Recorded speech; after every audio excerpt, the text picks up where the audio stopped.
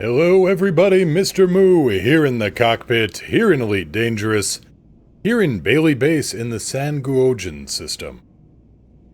It's Wednesday. Well, that's about all I can say about it. It's Wednesday. Not a good day, not a bad day. Sun's out, birds are singing, cats are watching the birds like they owe them money, just waiting to pounce. You know, cat stuff, watching kitty TV outside. Mr. Moo, judgment time! No, there's no judgment going on here. Yet. Nope, we are actually out of the Taurus. We are back into the Outrunner because, well, helping out a little bit, helping the faction out, you know, for a Merino Twine 07. How are you doing? Hope you're enjoying your day. No, we're here in the Sanguojan system because, seriously, got yourself a Conda. Excellent. No, we are here because the Errantry Alliance is once again going to war. You know, for a semi-peaceful group, we sure are a contentious bunch. Ashbest, hello. Hello. Hopefully the audio is good. We'll tune that. I think I finally got everything sorted. Miracle of miracles. You just made an enemy for life. I posted on the in the media on our Discord. I posted on the media channel in our Discord that re-edit of that was that Ezra, Fenrau, and Sabine. Damn Mandalorians! They ruined Mandalore.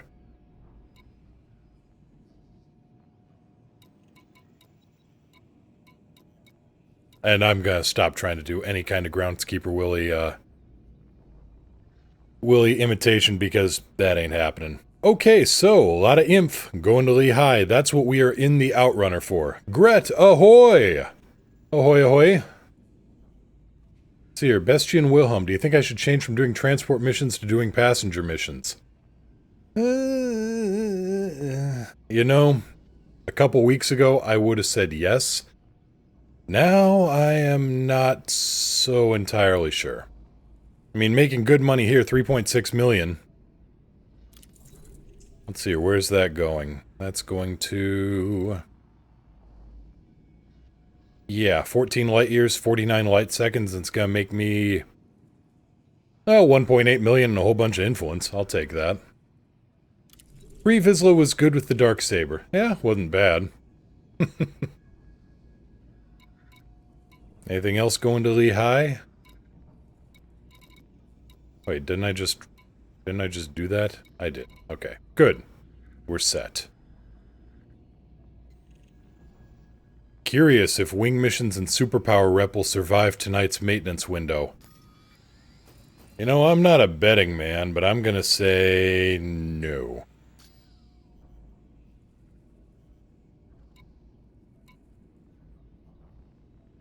Need a wingmate for protection? Nah, I'm good. I'm in the Outrunner. Let's see here. Rep. Anything else going to Lehigh? Yep, 108 units of polymers. Plucker Mines. Where's that? Not bad. Alright, I'll take this too. Refined focus crystals? Yeah, I'll take that.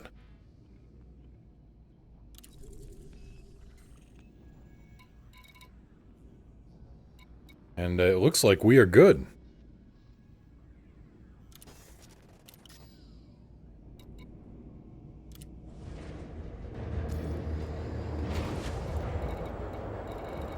Oh yeah, gotta drop off some data too. No big.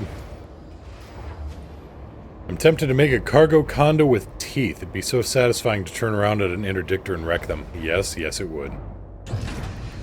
Gear up. Retracting landing modules.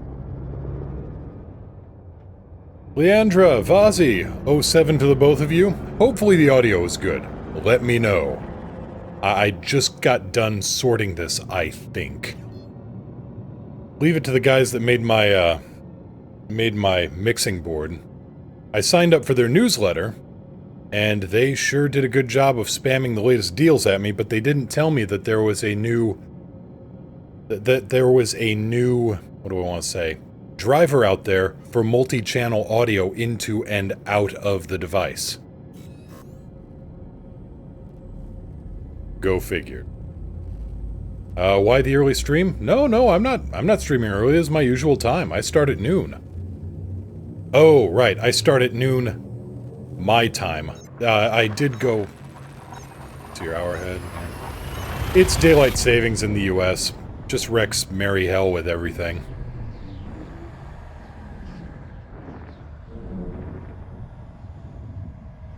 And Mr. Supersonic, hello.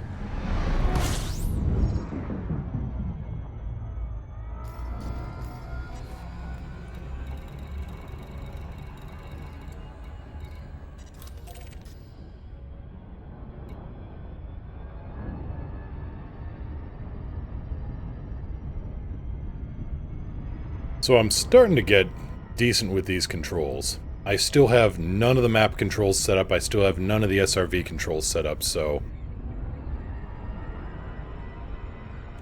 If I do...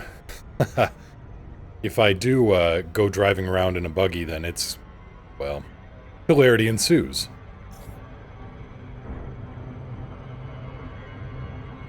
And I'm still gonna victory roll it. Or loop of shame, or, you know.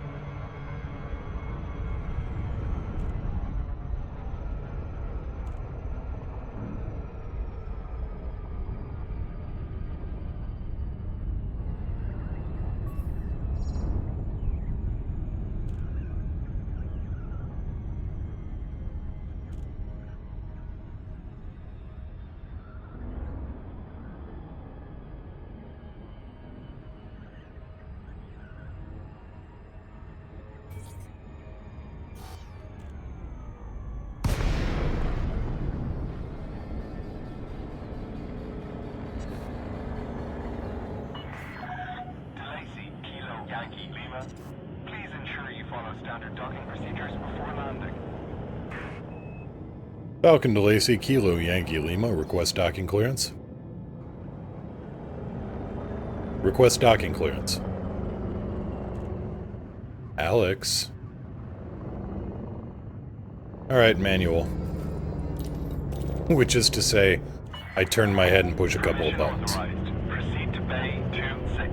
Copy 26. No. Gear down.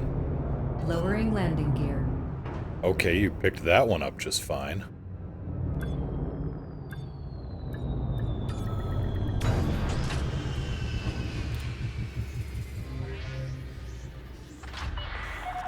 Confirmed contact, ground crew dispatched. Wonder what goes down at Kafka Beacon. Some kind of terrible, unfair, absurd persecution. And yeah, Alex has been having trouble with that command. No idea why. Anyway. Neither here nor there. We got stuff to drop off, so, you know. And yes, by the way, happy Pi Day, everyone, and a moment of silence for Professor Stephen Hawking. Man had a good long life, and he lived it the way he did, so, you know, the way he wanted. So, hats off to him.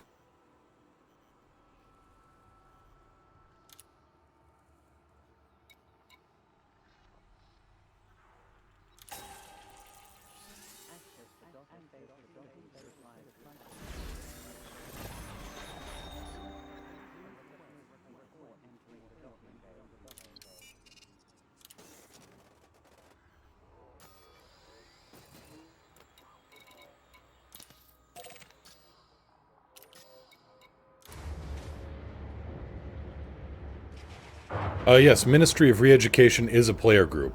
We aren't gonna be, you know, we aren't gonna antagonize them, they aren't gonna antagonize us. Gear up. Landing gear up. Exit the station quickly and safely.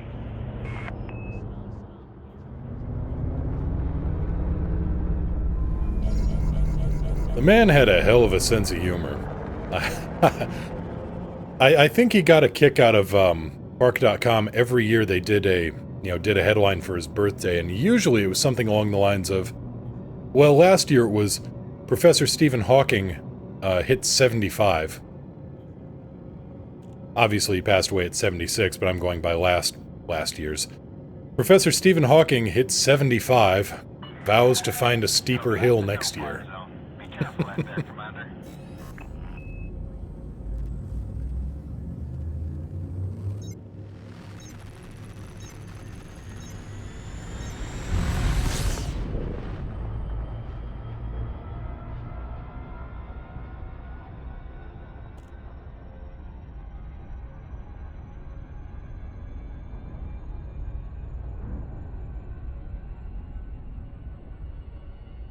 He intentionally ran over the toes of people he didn't like while pretending he didn't have very good control of the chair.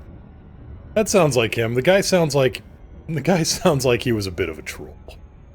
Witcher, good evening. How you doing? Doing all right. Just running cargo, building influence, being a good citizen.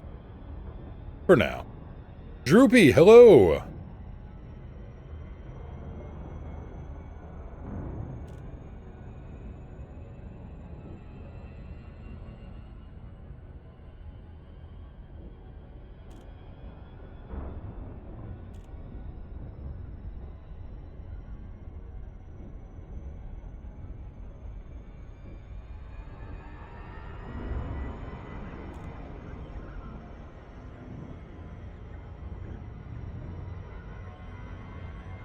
Ashbest, hopefully in an alternate universe he's still alive and healthy. Having a beer with Homer, discussing a donut-shaped universe.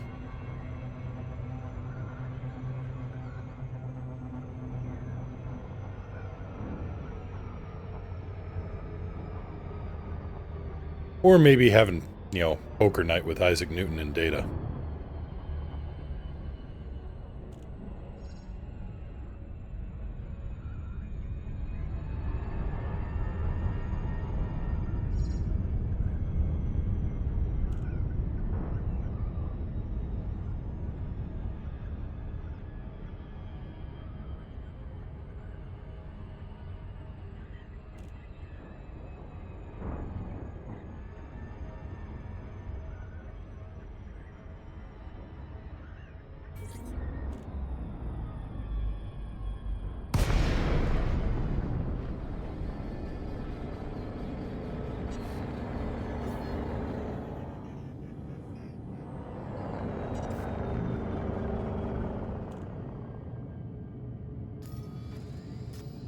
Falcon to Lacey, Kilo Yankee Lima, request docking clearance.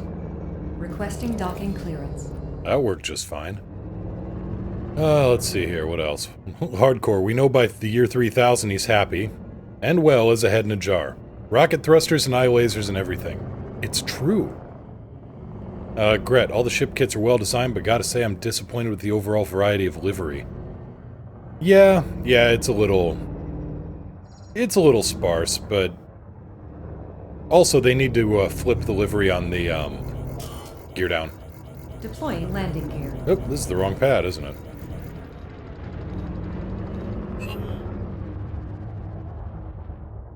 Where am I going then? I'm going over here. Well, that was just plain silly of me, wasn't it?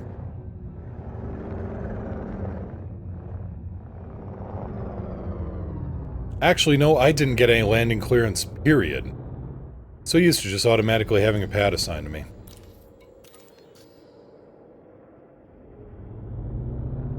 Yeah, I wasn't granted permission in the first place. Well, that would do it, wouldn't it?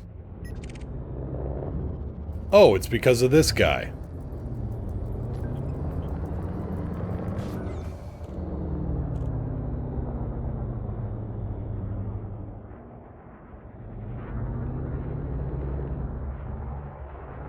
Request docking? Seeking permissions. Frameshift charge detected. There, let's try that again. Properly this time.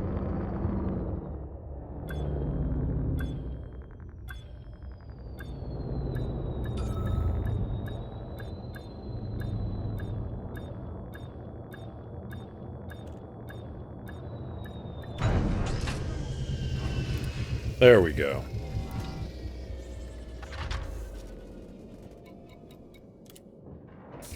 Gret, come on, FDev. It's really simple to add more customization. I don't know. I mean, somehow they got the decals on the chieftain backwards, so the dragon's breathing fire aft.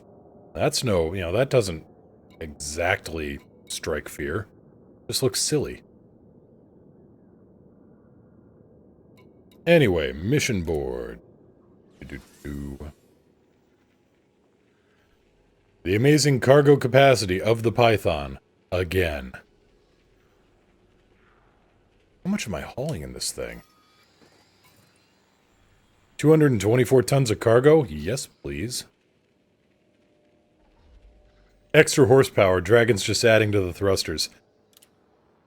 We'll stick a pin in that idea. 1.8 million and a whole lot of imp. I'll take the imp. Bastion, how do you get so many people watching you stream transport missions? I'm interested in doing similar mining. Well, with mining, I don't know, it's a combination, I'd like to think, my charm, my buttery man voice. In all seriousness, it's just kind of growing the chat, finding people that like what you like. It's not exactly getting good at being a streamer. I mean, look at all the issues I've had over the past week, 2 weeks, months. There's always something gonna be going wrong. Generally it's just being you. It's the ever-looming threat of him crashing into a star. Well, there is that. It's a little bit of edumacation. It's a little bit of conversation. It's a little bit of occasionally doing stupid things like setting up hunting haulers. Why did I even think that was a good idea?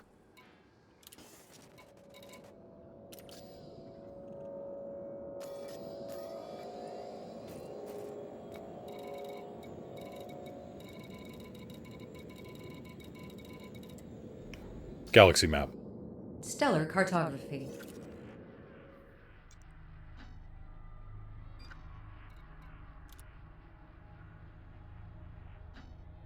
Repeatedly smacking your nose on the gate on your way out. Yeah. That combination of epic win and epic fail with a little bit of, evening out in between. Mining is a lot like fishing. I've said that before. So, I mean, you're gonna get kind of a laid-back environment. Gear up. Retracting landing gear. Depending on where you're mining, of course.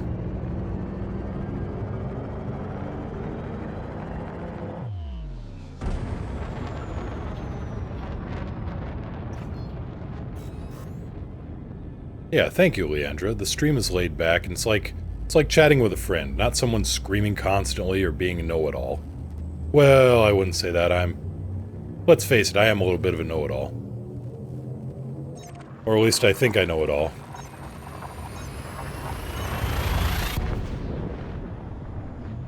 Yeah, that first injection of a reasonable number of interested viewers is gonna get you started. I mean, I think it was Mad Biker Wolf saying, I remember when it was just 3 people watching this.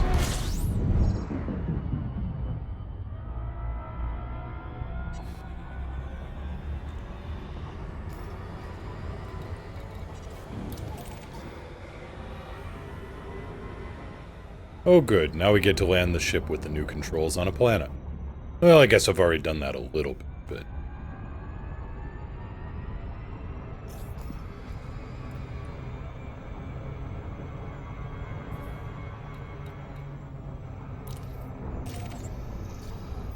Let's at least get a scan going here.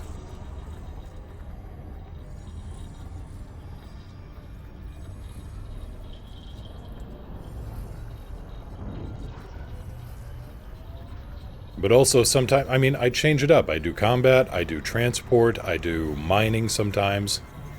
I do stupid tricks. I do exploration, I go out every once in a while. I go out for a couple weeks on a little exploration trip.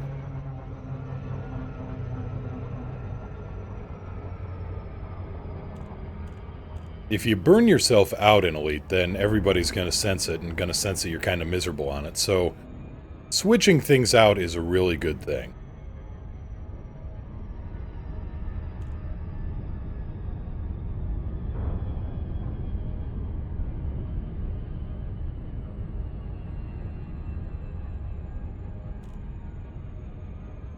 That, and if all else fails, create a small interstellar empire. And they will come. Leandra, I decided to try engineering my huge plasma accelerator on my Conda. Short range, grade 5, with oversized and premium ammo. 295 damage per shot, I call it the Aurora Cannon. Nice. I imagine that thing puts holes in stuff very effectively, doesn't it?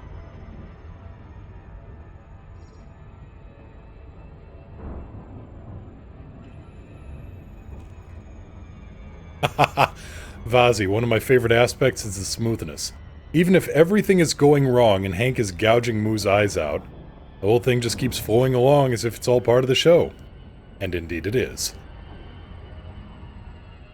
Yeah, the only thing I really, really dislike, I mean, the only thing that really, really disrupts the show is, is if there's like a connection issue or major audio issues or something just isn't working, early on. I hate that. That's the thing that really just breaks the whole flow of everything up. But, fortunately, that's usually stuff at the beginning, and you can usually get that under control.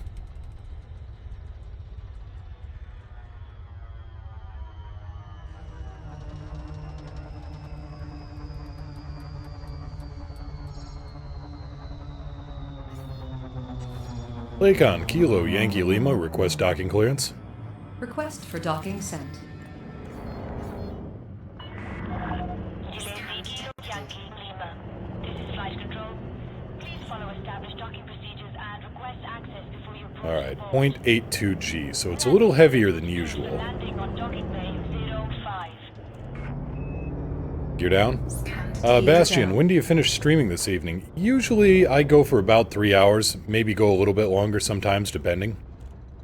But yeah, it's usually 3 hours, and not because I can't go longer, it's just because I've got a whole lot of real-world stuff that usually demands my attention too afterwards. Terrain alert. Pull up now. We're here. Meant to do that. Grez, hey all! Landing complete. And a salute to you. Vazi, you don't introduce that frustration into the channel, which lends to the feel. I try not to. I don't want to stress out viewers. Or even just, I mean, if it's really stressed, if I'm frustrated, excuse me. Obviously I need more water. But yeah, if it's frustrated and it's not fun to listen to, I mean, if you're watching this at work or if you got the window on in the background, you're just listening to it. If you're working, you don't want somebody else frustrated. 07 to the phone. Pull up now! Thud. Bastian, what controls do you use? I'm on an alternate set of controls right now. Usually I use a Thrustmaster Warthog and CH Pro pedals. But the stick portion on the Warthog shorted out the other day, which is why I had to reshuffle the schedule. And so right now I am using a Thrustmaster T16000M FCS. That is the one basically designed for Elite Dangerous. I love the throttle on it. This throttle is absolutely amazing. The only better throttle I've seen is the CH USB Pro throttle. And that's what Commander Niao uses.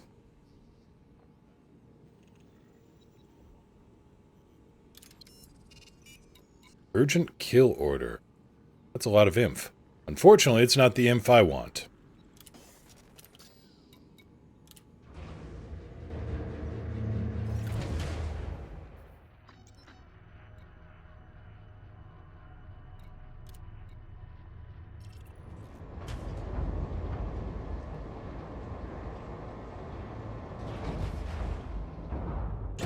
gear up. Gear up. Ship restraints withdrawn. Make way for But also contact. on my Twitch channel, down below the main player window, I should have a list of the major components that I use. At least I hope I do.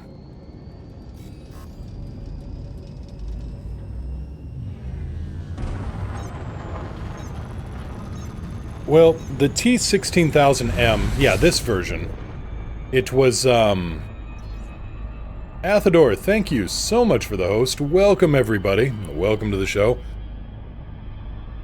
Yeah, this one was made for Elite. I mean, it's...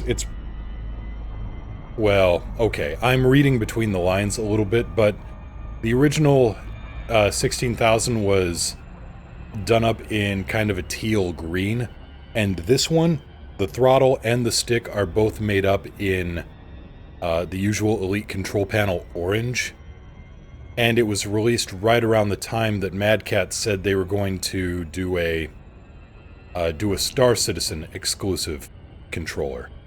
So I'm kind of reading between the lines here, and you know, there's nothing explicitly said about it, but it sure seems like a funny coincidence. Ashbest, hoping to do a 1,000 light year jump to Merope on Friday? How are you going to do a 1,000 light year jump?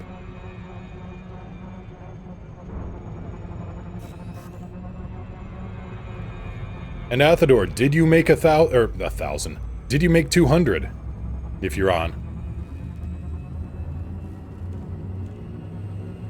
And why am I not getting host notifications? Well, that's just silly.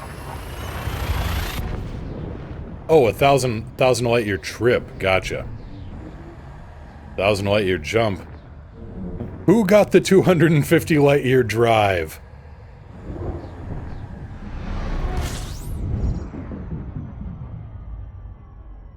Piracy is rife here. Yes, it is, Alex.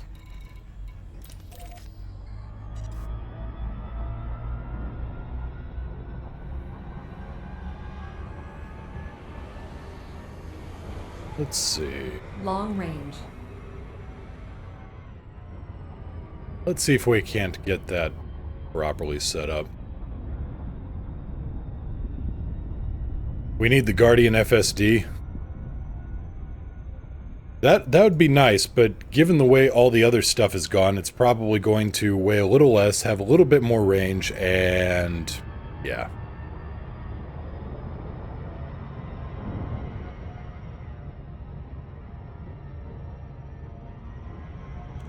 If the other Guardian tech is any kind of indicator.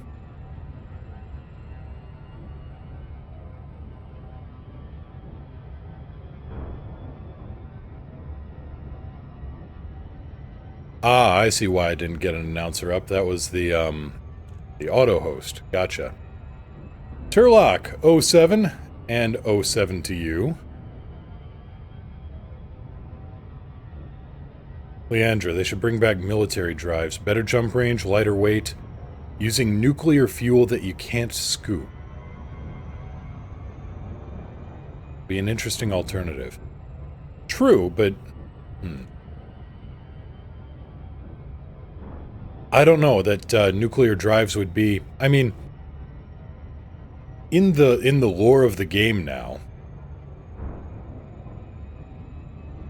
the FSD is basically a reverse-engineered Thargoid drive. So actually, the military drive would be a little less effective. Plus, oh boy, nuclear engines, we use fusion for everything. What is a bunch of fission engines gonna do, really? Ah, the drive wouldn't be for exploration? Oh, no, that's just Ashbest's suggestion. I'm all over the place. Federation Navy Commander, hi! And hello to you. Hope you're having a good day. Kids these days and their crazy language, am I right? Well, thank you so much for the host, Federation Navy Commander. Or do you prefer going by Commander? Or FedNavCom? Let me know.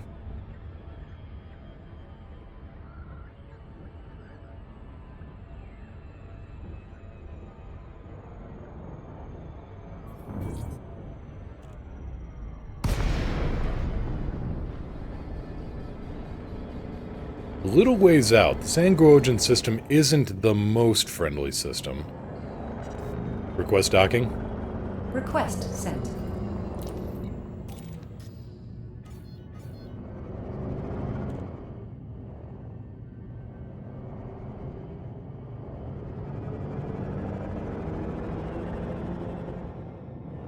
Commander, I hate feds now. I'm Empire. And Commander is fine. Alright, Commander. You're down. Down and locked.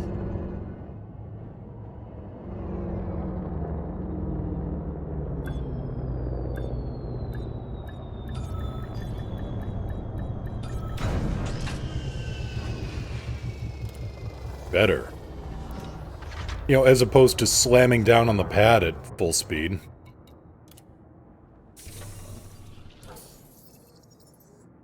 Leandra, I remember that. They had, in Frontier Elite 2, they had military drives, better in every way, but you ended up with radioactive waste in your hold from the fuel they used. Which could then be used against Thargoids, if I remember right.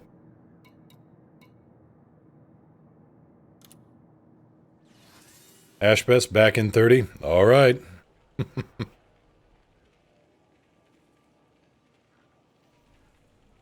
Ronan, good afternoon.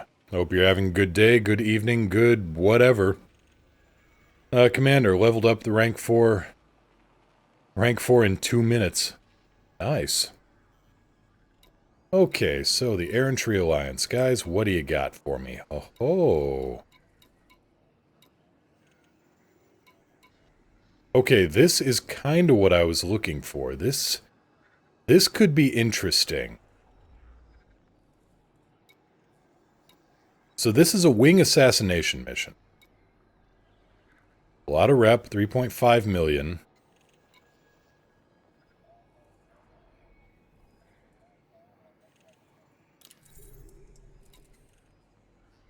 Biotech conductors, grade 5 rarity, alright.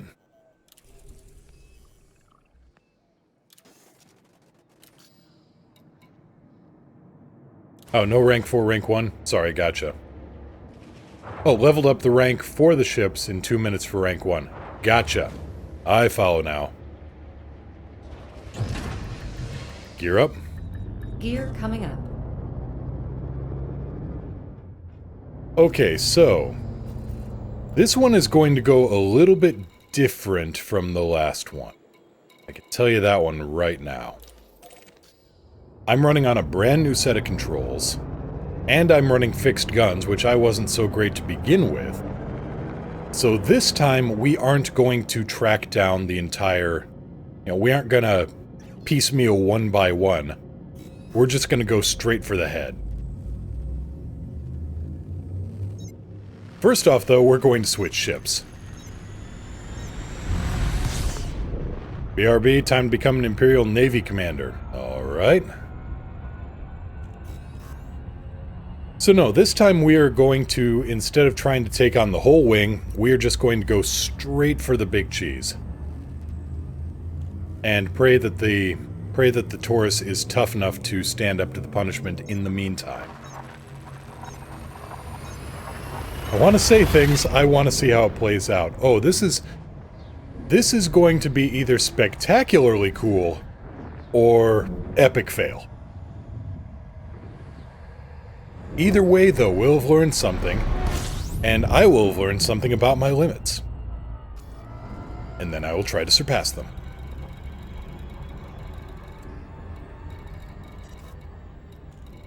There we go. Spectacular either way, that's what I'm aiming for.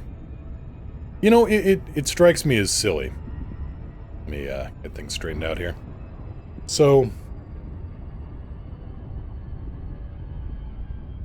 people have been saying, you know, that definition of insanity, it's doing the same thing over and over again and expecting a different outcome. That seems to me to be the definition of practice. Or at least it could very well be. Let's see, Leandra, I have to thank you for how to use the railguns with feedback cascade. That never occurred to me. I fitted 2 of them in the small slots of my Conda, and they make big ship fights so much less annoying. Oh, glad to hear it. Let's see here. Let's see here. Definitely epic fail for me and a friend when we took wing assassination. Oh.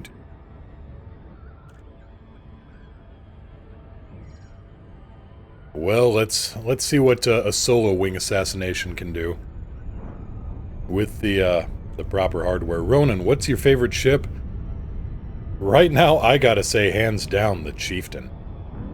It is rapidly become my daily driver. I mean, I'm only using this Python, which would be my second favorite, I think, because it's got a cargo capacity that blows the Chieftain away. Then again, it's got a cargo capacity that blows a lot of ships away. I mean, this thing will break... Well, this thing will nearly hit... Haha! Chief Sneezing Bull for the win. We're not calling it that. Maybe Julius Sneezer. But no, the Python, this one I've got set up to just under 500 meters per second, and slightly stealth built. So it's good for sneaking big cargoes in and out of places.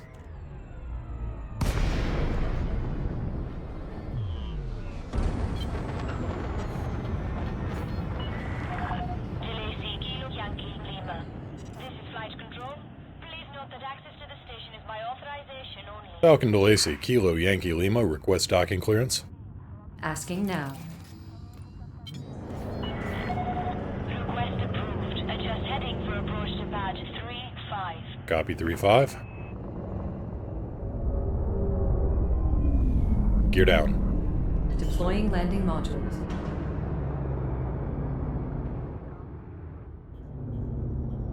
How are you coping with having a quarter of the buttons on the joystick? Actually, I'm coping a little... I'm not doing great. I've set up a lot of alternate commands through Alex. When I get my stick repaired, I think what I'm going to do is I'm going to use the Warthog stick and keep this other throttle. That, to me, seems like that'd be just about the best combination of everything. We advise that all commanders be aware of their speed while in and around the starport.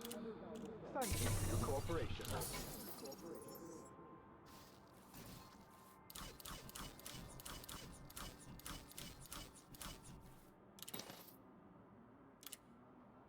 Yeah, the TWCS throttle. I love this thing.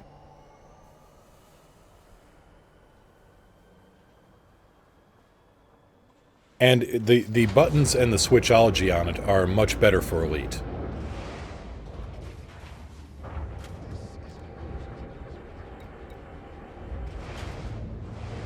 Leandra, gotta be honest, as a medium ship, I've really fell in love with the Python.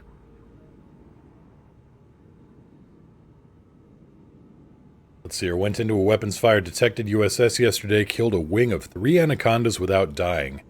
That gave me newfound respect. It really is. It's a good ship. It really is the jack of all trades.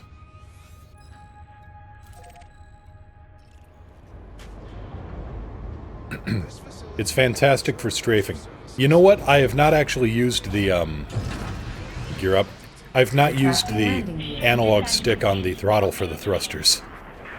I'm gonna reconfigure it as something else. I'm just too used to the Warthog's thruster placement.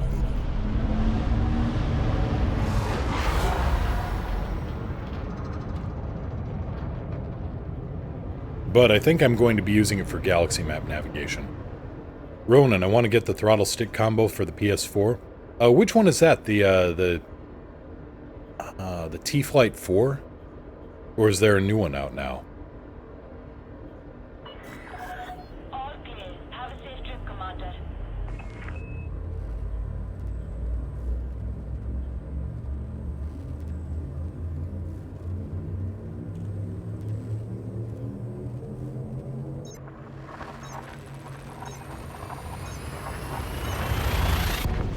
Oh, they just have the one for the PS4? Okay, so that'd be the, yeah, the Thrustmaster T-Flight. It's an alright stick. If that's all you got, then it's, you know, better than a poke in the eye. Incoming mission critical message.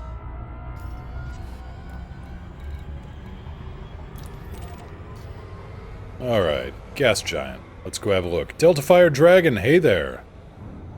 Hope you're having a good day. Balance. Power balanced.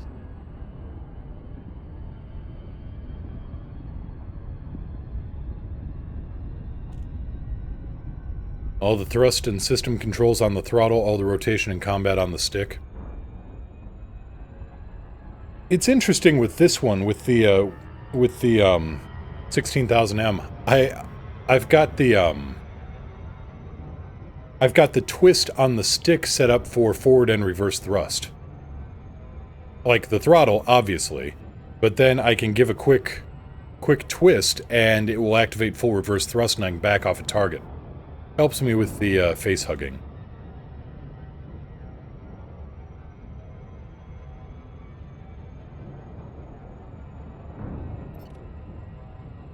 Alright, let's set up the toys here.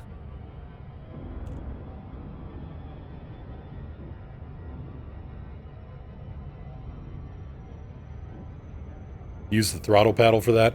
It's always interesting seeing how people have basically configured their different controls.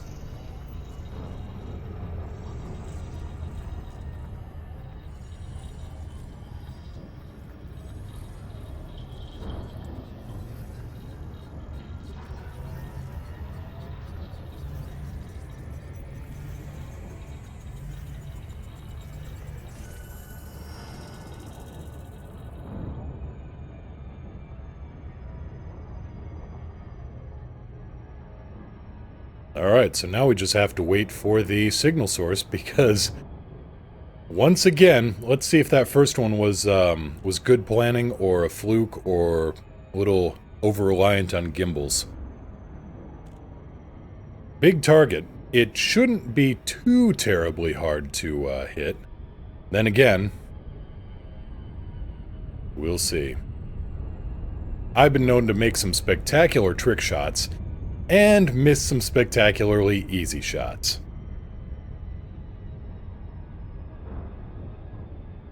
Let's roll those dice and see which way it comes up today.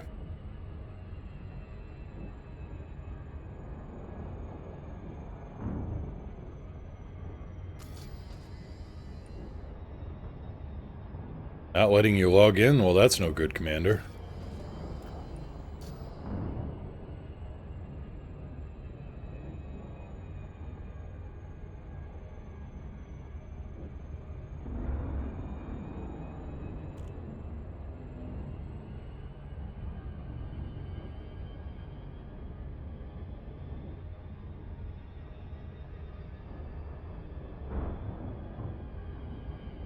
Mission objective detected.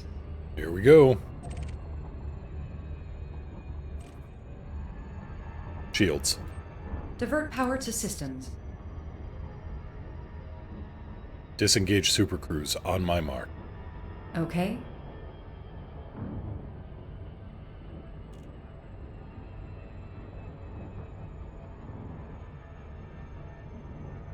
Mark. Drive deactivated. Awaiting further instructions. That would be the one.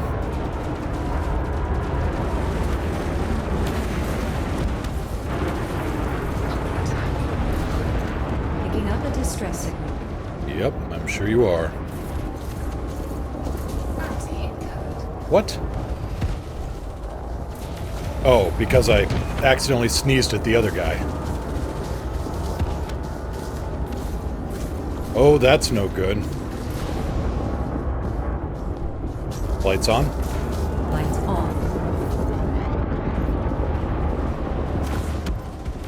Warning. Targeting overload attack. Automatic weapons scrambled.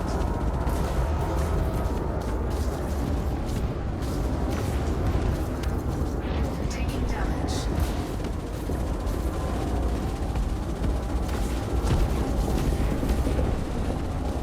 Come on. Warning. Hull breach attack. Taking internal damage. Set 3-1. Powering and deploying weapons. Under attack. Module malfunction.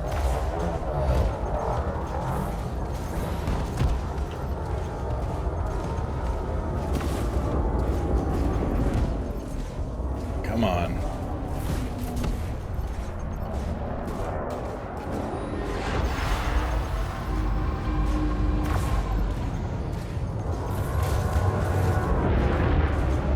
Balance. Equalizing now.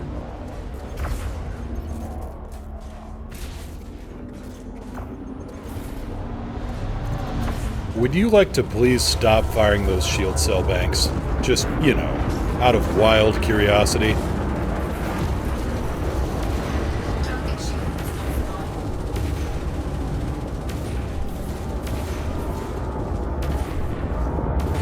Taking damage. Under attack. Module malfunction. Come on.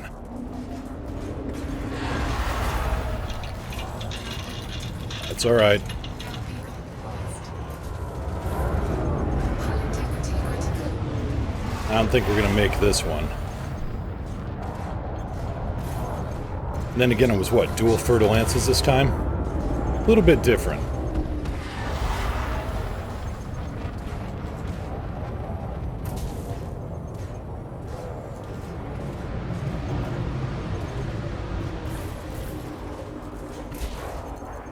Module malfunction.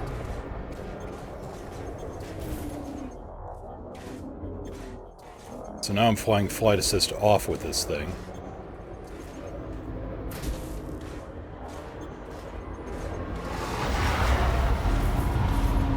Under attack. Boink. Taking damage. Shields. Power diverted to systems.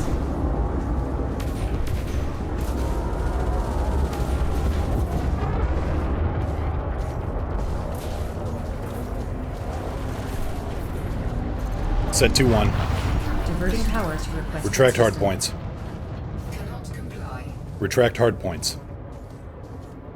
Stowing weapons. Go Gadget FSD.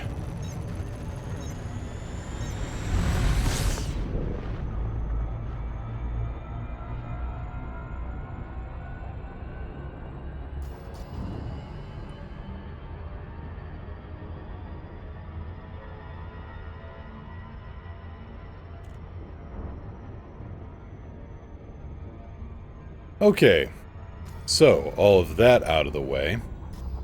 Galaxy map.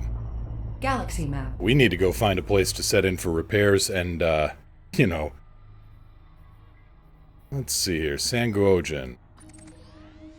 Anarchy. Well, I gotta go back there anyway.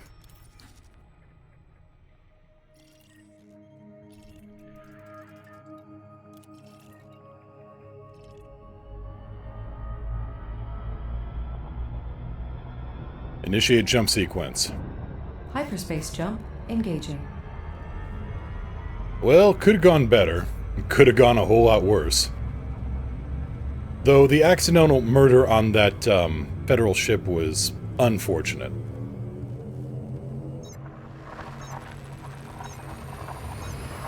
Let's see here, going back here through chat, because I got a little head down in there.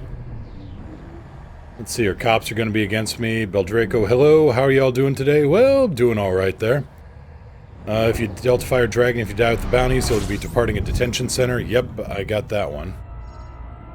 Piracy is rife here. Let's see here, what weapons are you using? Ronan, I am using a lot of engineered frag cannons and let's see here, one engineered railgun and one engineered plasma caster. Increasing sensors to maximum range. Yeah, I'm not gonna head for a, I'm not heading for a detention center. Hell, I've got 17% hull left. That's not a 0 or a minus. We're good.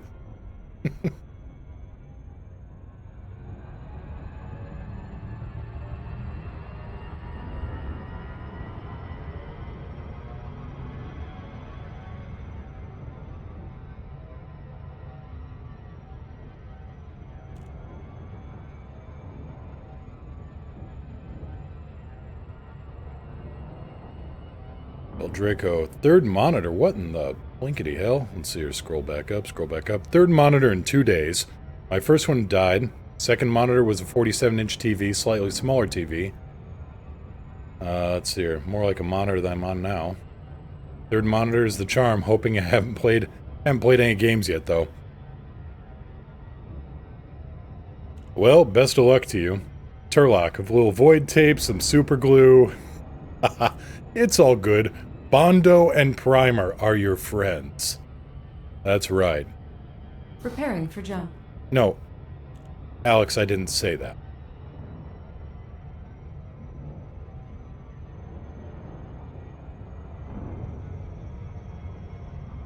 Let's see here. Actually... Adjusting for jump. No, Alex, I didn't say that.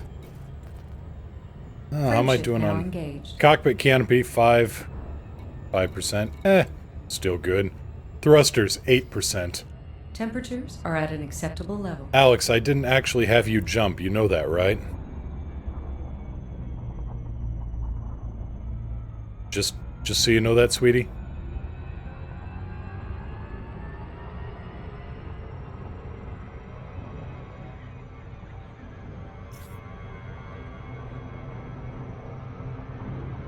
Ashbest, not gonna be able to watch, hanging out with friends, so see ya. Take care, have fun. I'm coming in way too fast.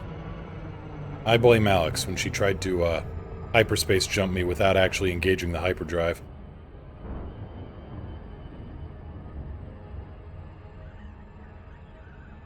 That just gives me a better chance to survey the damage on my canopy, such as it is. Get out some spray paint and it'll look like a pretty passable stained glass window.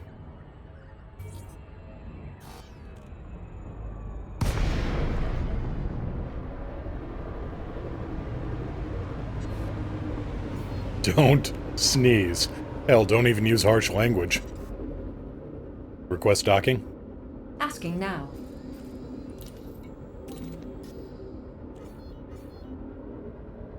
Well, Draco, time to go adjust. Have a great day and a great stream.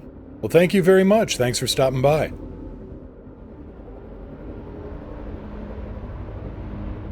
Gear down. Deploying gear.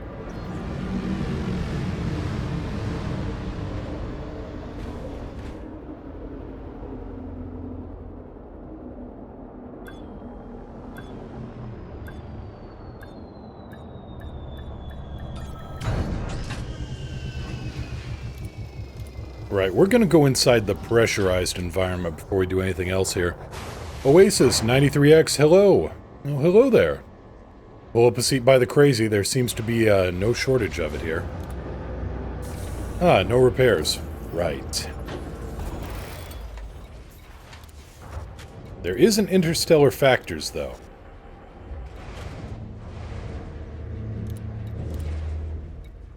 So we'll just, take care of that.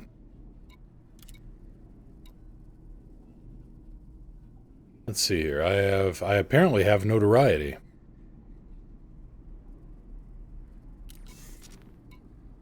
Now, where do I check to see where I have notoriety?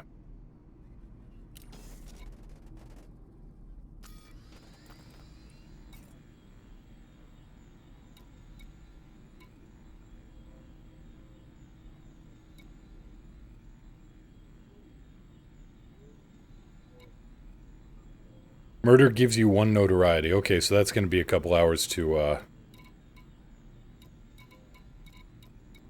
Notoriety, 1. Alright.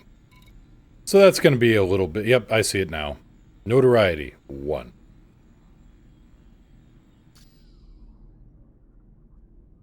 Alright, well, could be worse. Ish.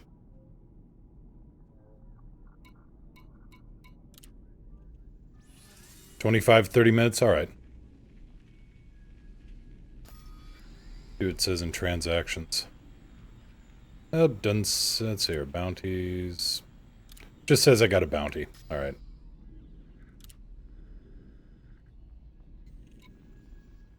Hello, biotech conductors.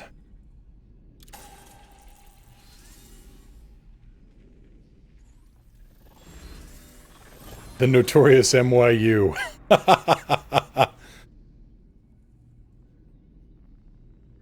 Look, these frag cannons are a hazard to anybody downrange.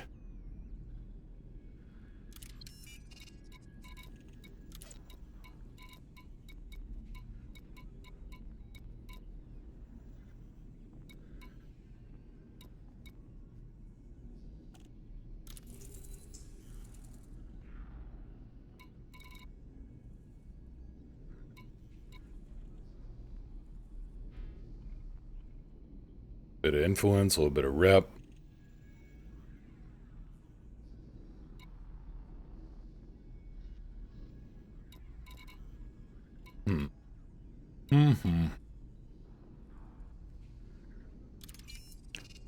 Well, actually, what we can do here, we can head back to Narvert, and now we get to put the other effective crime and punishment into practice. Excuse me. Oh, 1 point every 2 hours. Yeah, that's what I figured. Alright. So we'll just put the other crime and punishment mechanic into play. And that is... I'm switching out ships. Gear up. Landing gear up.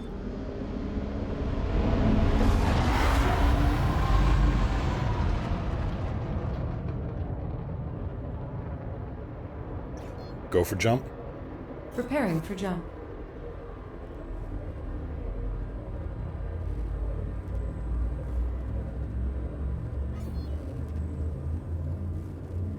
So, I must not have hit that guy very hard. I mean, I was pretty well centered on that cutter. Faster than light In before velocity. scanned outside Glidden? Oh no, it's alright. Glidden is, independent. I hope. Key systems are at optimum levels, readying for exit. We aren't federal aligned, certainly. Completing system scan. See, I'm not Cartography. wanted. Oh, my heart.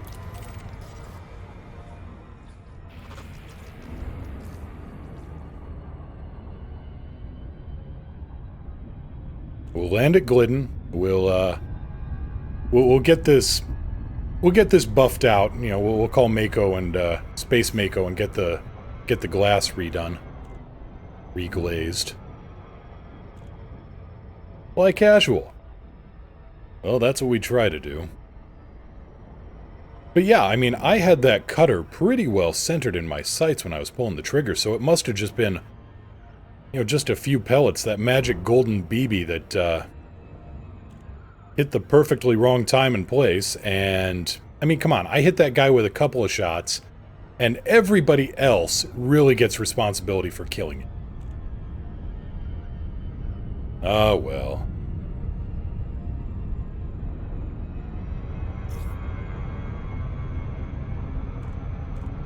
Water under the bridge.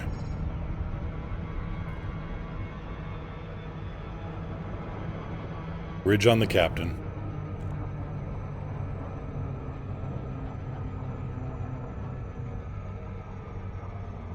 AKA the epitaph of Jim Kirk. Bridge on the captain.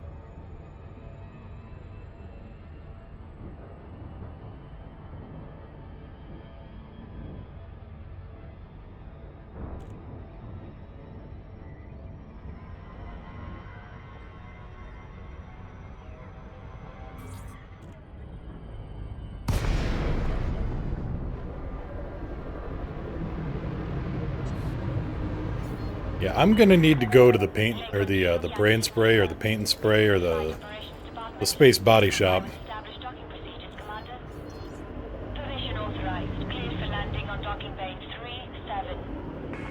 Copy 3-7. Just don't look, you just don't look. You're down? Down and locked.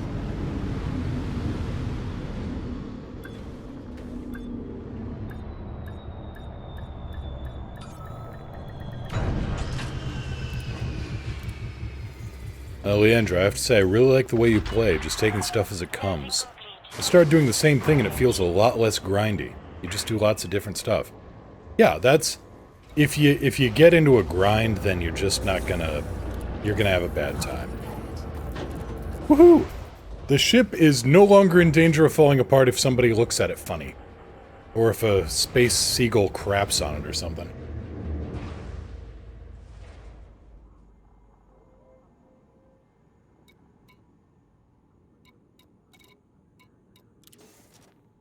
Damn space seagulls.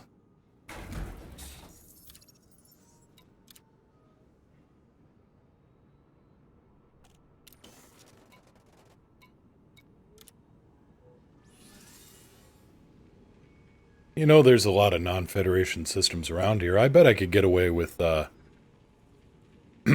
keeping this ship. Turlock, the tiniest space rock just hits the window. Oh, hell. Yeah. Plot twist!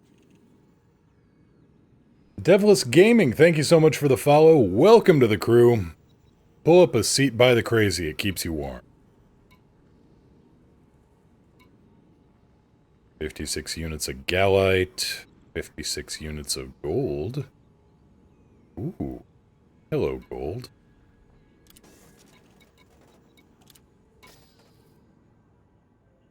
So in that case, we need a ship that can carry 56 tons of gold. Fortunately, I got just the thing.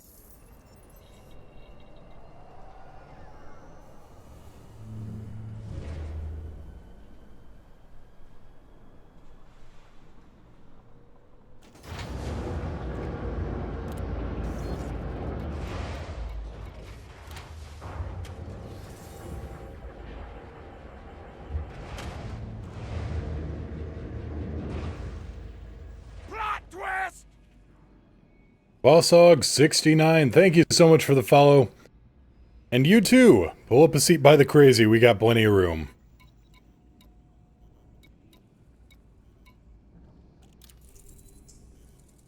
Oh. Oh. Okay, so this is to Gerald Vision in the Harang system. So we aren't actually going to haul this much gold. Because that would be a 212,000 light-second journey. Right. Let's find something a little bit closer to home.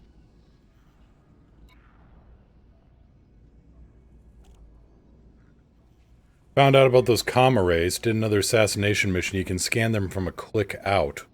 Well, outside an exclusion zone. Oh, okay, well, that's good to know. And I bet you could scan it from the ship, too. Interesting.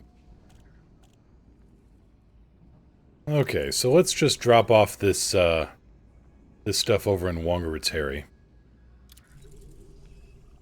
And you need to go to Wongaritari. Same place, perfect. Bunch of stuff to 5881. Doesn't pay terribly well. And 180 tons of rutile.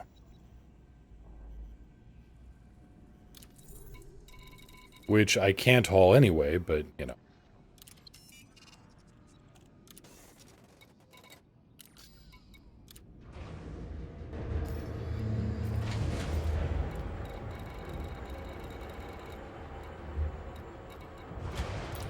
Here we go, Wongaritari. Lights on? Lights on. Lights on. Thank you. You're welcome. Gear up. Retracting landing module. Ship released. Restrict speed until clear of the station perimeter. Does it count if I restrict speed to under 500 meters per second? In that case, my speed is restricted.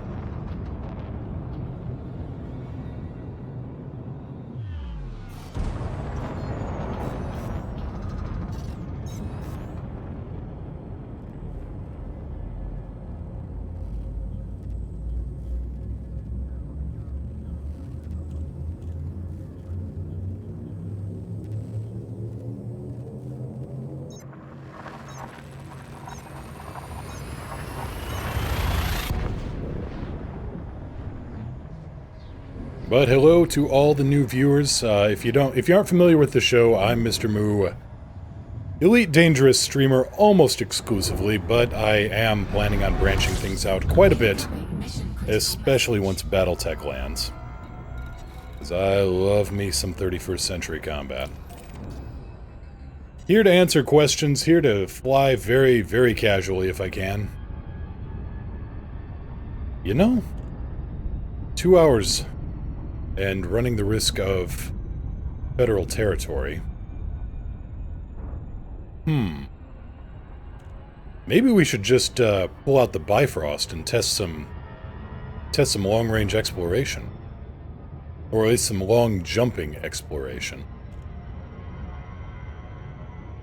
Turlock, I now fly like an old lady in stations.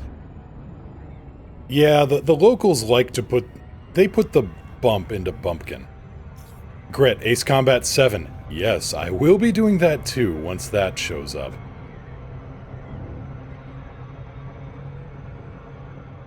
Little bit of a loop of shame, that's alright.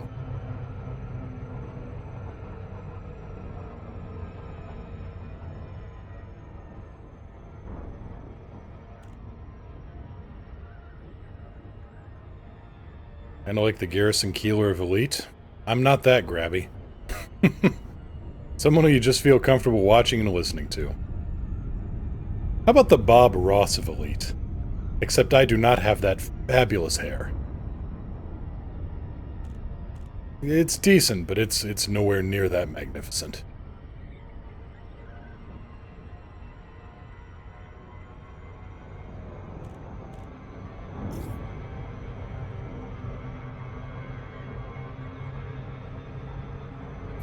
Lopez de Villalobos Station.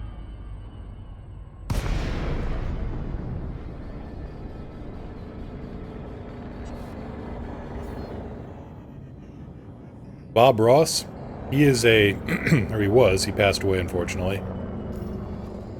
A painter. A very chill, he is like the definition of chill.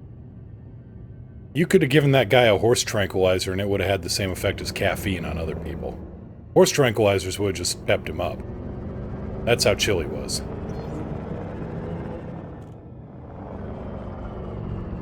Gear down. Landing gear deployed.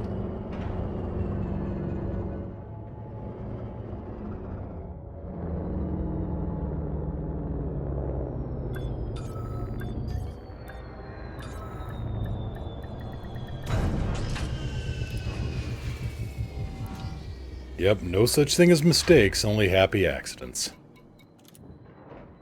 Unless, you know, you have a Sidewinder smack into you at full speed, and that's more of an unhappy accident. But it wasn't your accident.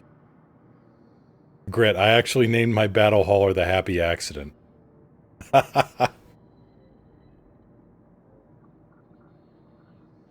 Boss Hog, so where are you gonna put a happy little tree? I don't know. I think I might stick it on the dashboard somewhere. But first I'd have to get a happy little tree. And I have not actually picked up a happy little tree from the shop. I don't know if they're Christmas only, come to think of it. But that's neither here nor there. Well, it might be here. You know what I mean.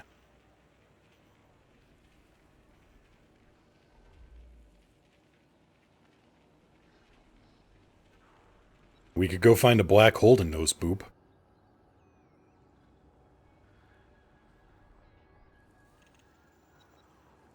Leandra, is it me or does your Hollow Me portrait look like he has a black eye? There's a little bit of circuitry. There's an artificial eye on the right, and a little bit of circuitry around the left eye.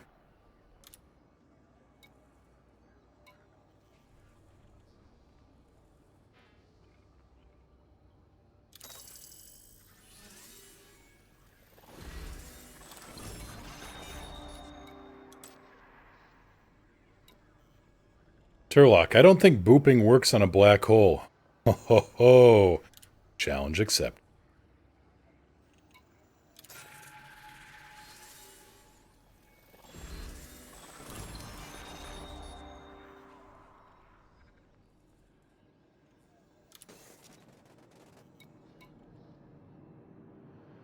Yeah, maybe I should just change the color on that.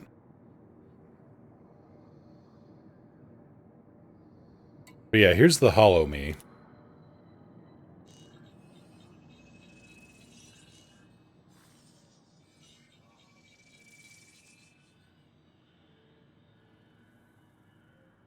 So yeah, in honor of the fact that I'm going to get both eyes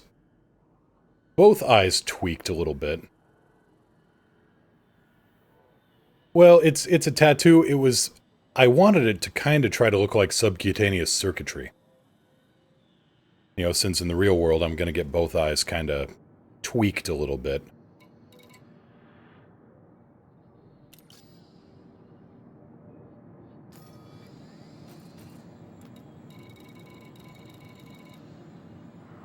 Alright, let's head back to Narvert, because I'm told that you can't nose boop a black hole.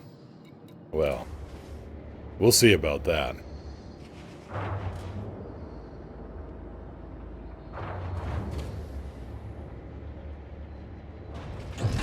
Gear up. Landing gear raised. Gret, is that because of the playground accident? Yes, it is. At least as far as I can tell.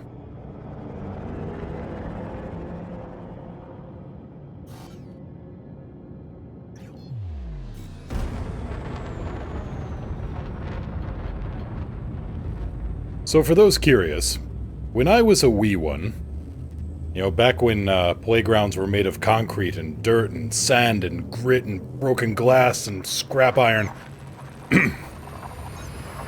Sorry, it might have gotten a little too nostalgic for dangerous things. I took a pretty bad blow to the head. Vazi, great hanging out with everyone. Gotta go coach some rowers. Catch you all later. Take care. Take care. Leandra, they still are in England. Ah, excellent.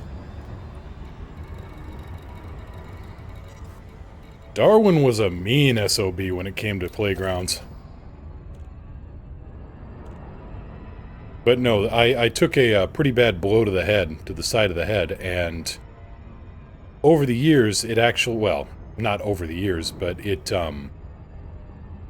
induced a little bit of nerve damage into a nerve controlling the muscles that steer my eyes. And I've gone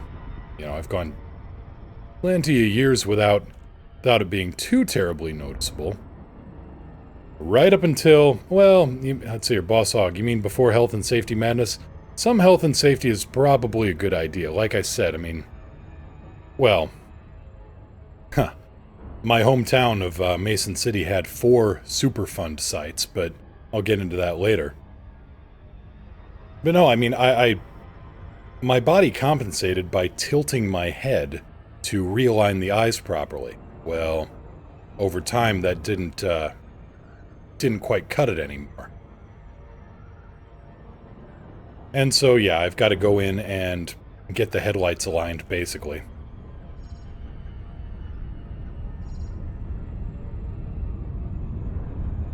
Oh yeah, Turlock. 4 Superfund sites.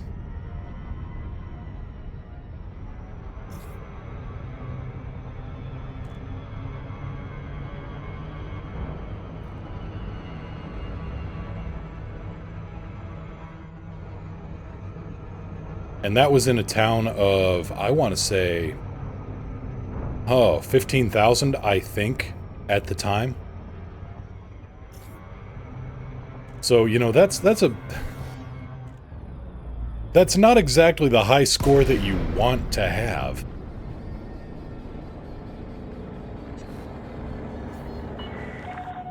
So I am honestly all for health and safety on quite a few things. Request docking? As requested.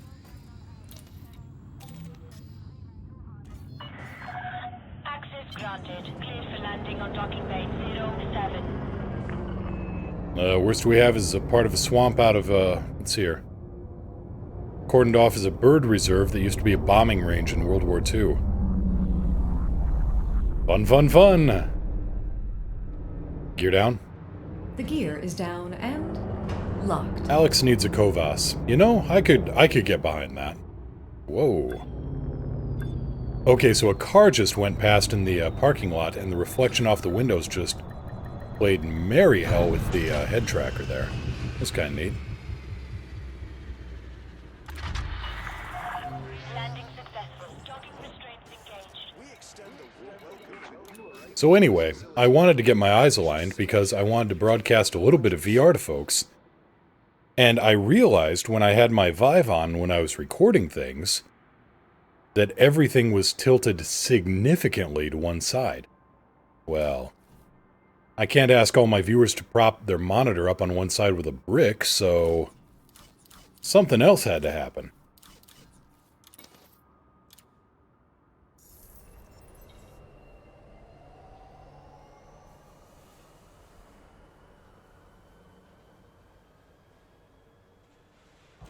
Merwaz, I don't have a brick. Exactly. Can't just ask people to have a brick willy-nilly. There needs to be a more elegant solution, something more at the source. Galaxy map. Displaying map. Now then, where can we go that has a black hole nearby?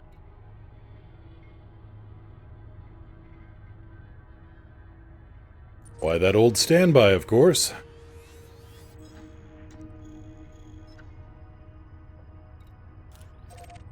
Merwaz, wait, my house is made out of bricks. No problem. I'll source one. Don't worry. Holy crap, I can get there on one tank? 423 light years on one tank. Throw a brick at the chieftain cockpit instead. Let's not. Let's not.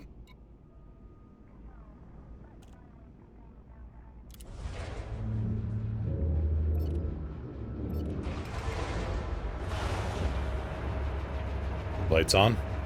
Lights on. I'm currently cooking with the stream, but I think I parked just above you. You know, I think you're right. I did see a Commander Old Wanderer in there. Gear up. Retracting landing modules. Restrict speed until clear of the station perimeter.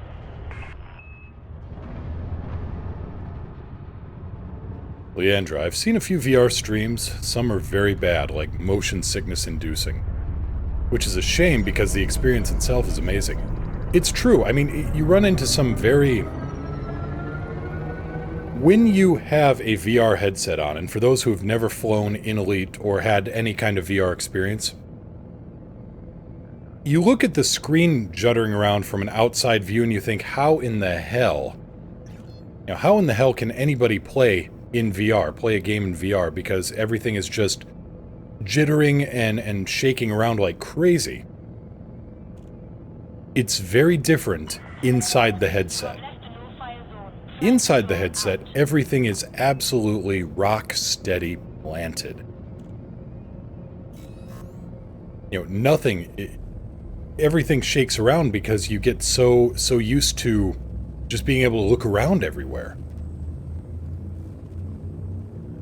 Everything shakes around because you are naturally just moving your head. I mean, when I'm wearing my head tracker, I either pause it like I have now, or I try to be as smooth as I can. That's why I only use it in a fight, really.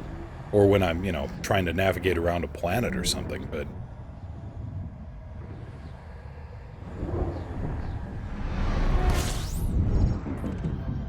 See, Merwaz, I remember the first time I used head tracking, my neck was tense and I was so weird. After a day or so, I got used to it and relaxed. Yeah. Yeah, but at the same time, I mean, viewers, you know, doing this around, you know, isn't gonna do any favors to the viewership.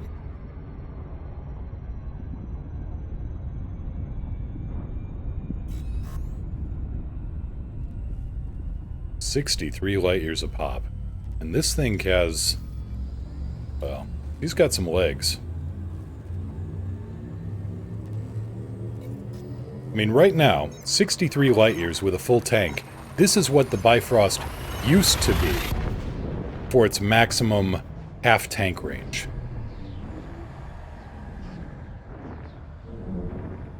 And now with Engineering 2.0, the half-tank range is now the full tank, and it's astonishing.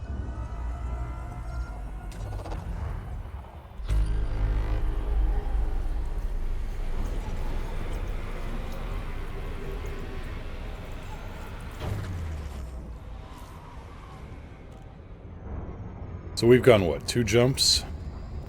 5 jumps to 63835. Did I load another fuel tank into this thing?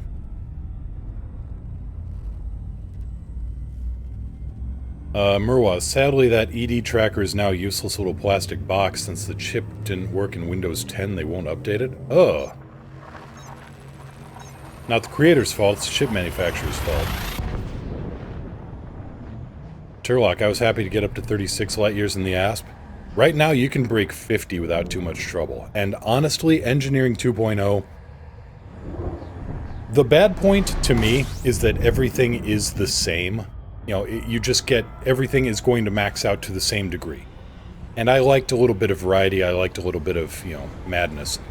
Now that is also its strength. Everything becomes standardized. Instead of going to a mad scientist, you're going to a parts shop, you're going to a tuner shop. And you're saying, hey, can you boost my ship up? You know, here's, you know, which performance package would you like? So its weakness and its strength are the same. Now the other major strength is that it is a lot easier to get a hold of the proper components. Still not, you know, oh damn, I just tripped over some arsenic and tripped over some frameshift wake anomalies, but still easier than it used to be. DK David, what experimental effect should I put on my FSD if I want max range? DK David, that depends on the size of the FSD. If you have, let's see here, if you have class 5 or above, you want the mass manager, I believe. Let me have a look over here. Modules. Right. Modules. Thank you. You're welcome. Frameshift drive, show info. Yes. If you have class 5 or higher, you want the mass manager. If you have class 4 or lower, you want the deep drive, or the deep charging, I should say. Somebody smarter than I did the numbers. Did the numbers and the calculations. Gret, I also like you don't have to grind rep like an idiot for better grades. Yeah, that works too. So there's a lot to like about Engineering 2.0. There really is. The biggest complaint I've got, and it is not a major complaint, to be honest, is that everything is standardized. There's good and there's bad to that. But on the whole, the good seems to be outweighing the bad, so... And besides, Engineering 2.0 is here to stay. You know, let's face it. You know, until 3.0 comes along or something.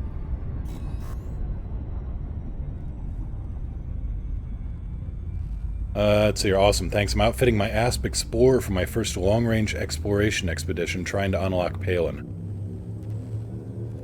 Gret, you have a link to the... I mean, once you get to Palin, how far are you? Because I assume you got Marco Quent, and he's not as big a pain in the butt as he used to be. Marco Quent used to be an absolute pain in the ass to unlock because of those modular terminals. But now you can get a mission that'll give you all of the modular terminals at once, which is so nice. But yeah, if you need the Thargoid sensor fragments, I know that, well, Gret and I went out and we found a Thargoid crash site, had a bunch of sensors scattered around. And so you can blast those and scoop up the fragments and get those sensor bits for them. So you're up to having to travel 5,000 light years from the start point? Alright, so you've got Felicity, I assume. Doing Marco now, trying to get this damn rep to Sirius Corp. You have my sympathies, Murwaz. Turlock, just actually had to turn around from a mission because I don't have my ASP all the way up there. Couldn't make the distance between stars at the end of the route. Oh dear. Bill Turner is the worst. 50 units of bromolite. Thank you, Gret. Yeah, DK David, check that latest message from Gret. That has the Thargoid sensors. And here we are, HIP 63835. I love this system so much. System map. System cartography. And here's why.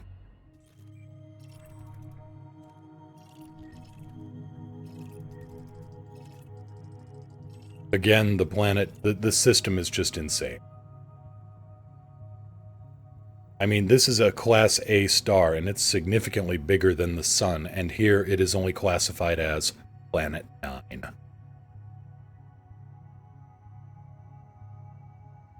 But we are here to nose boop a black hole. Because I was told that can't be done. Ha ha ha. Oh, little do you know. So, HIP 63835C, which, by the way, if you haven't been here before, binary system with triple black holes.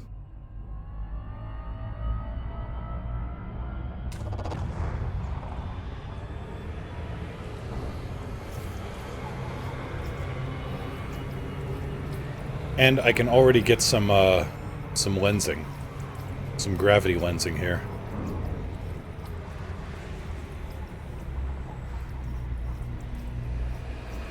Regret, still not as good as Niao's Earth-like world. You're not wrong. That place is...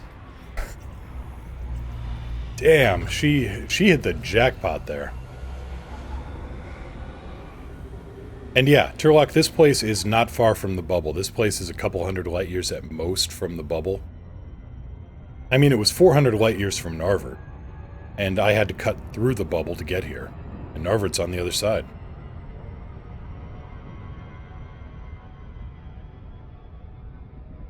But yeah, for those that are new, those new to the show, Commander Niao is my wife.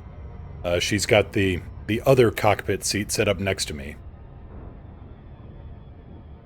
And every once in a while, we go out and do some joint exploration, either in separate ships, or I ride shotgun with her, or she rides shotgun with me, or whatever.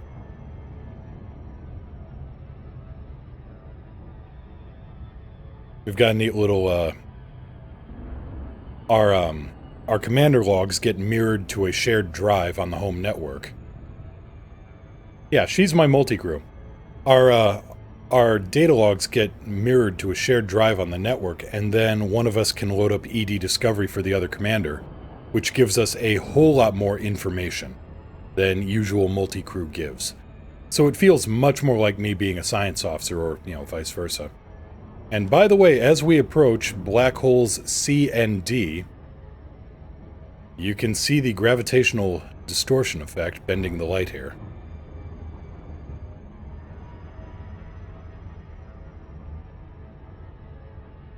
And I imagine if you want to do that with, say, Dropbox or Google Drive, that is fairly easy to do too.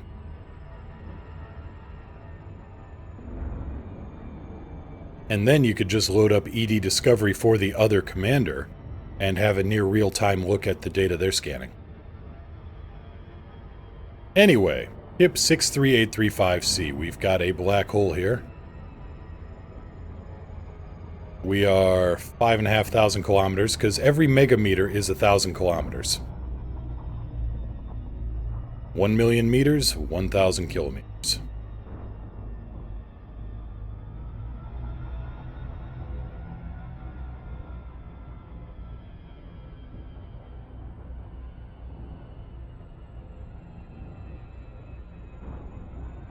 (1,000 kilometers). Impact warning just popped up. And also you can notice how the stars are starting to distort and bend around here. Also straight ahead. 200 kilometers. Approaching the black hole.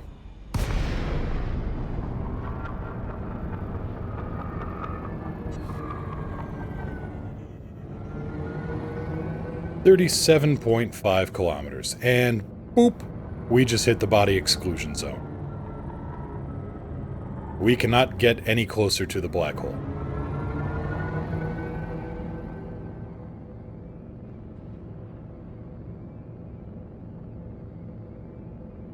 So congratulations, we've just nose-booped a black hole.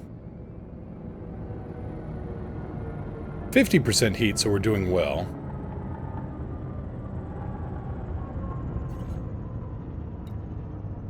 So let's go try to drift away from the black hole a little bit and see if we can't get the star lensing effect here.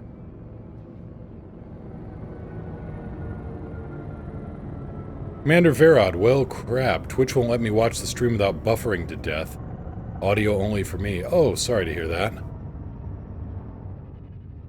So let's see here. There we go. There's the system primary. So let's see here. The Milky Way galaxy ought to be...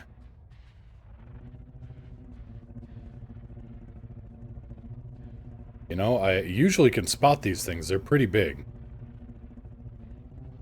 Although they could be being drowned out by the O-class monster over there. Because O-class stars are pretty damn bright. Okay, so the black hole's behind me now. And we are accelerating away. So let's do a low-level hyperspace, just a supercruise entry here, and you can see how the light's going to bend and distort around this thing too.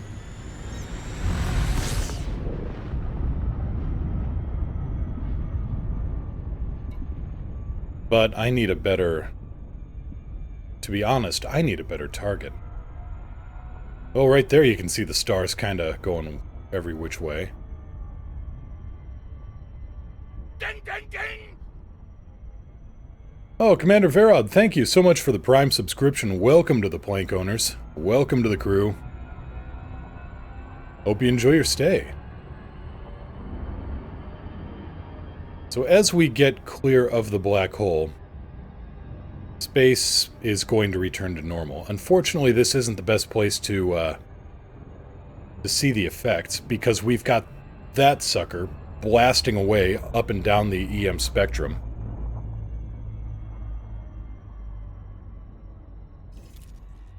But, let's, you know what, we got the ship here. We may as well go out and have some fun with it.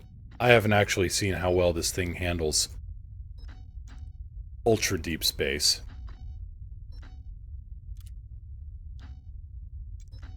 $19,576 light years.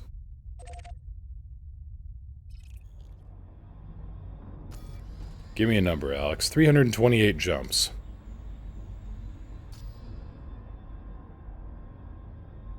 Galaxy map. Galaxy map. Did I actually set the controls properly? No, I didn't. Recalculate using jet cone boost.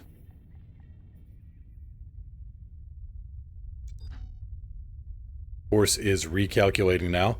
Turlock, got a dash, but that was an awesome way to be proven wrong. 07, have fun, y'all. Have a good day. Have a good night. Have a good one. Hope to catch you later.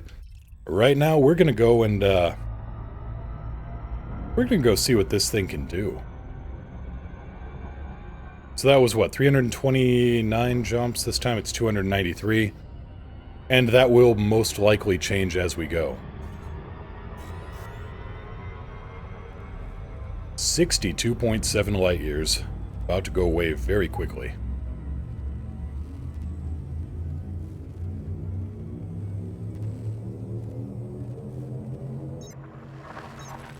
And also totally unexplored.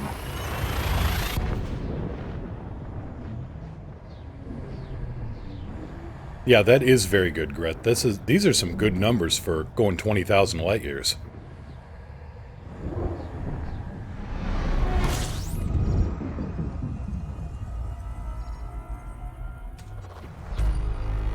System map. System cartography. Previously discovered. Which you expect.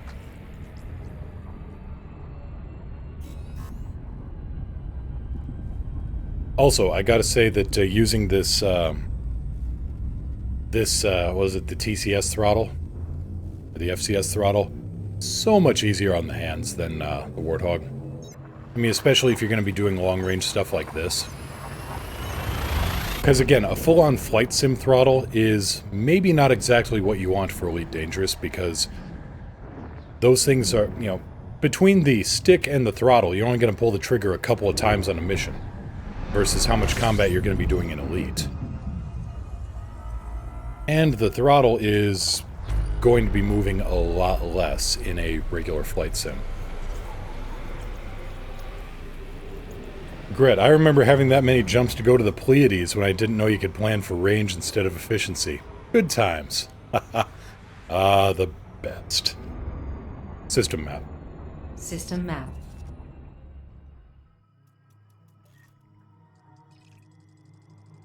All discovered. Jump. Preparing for jump.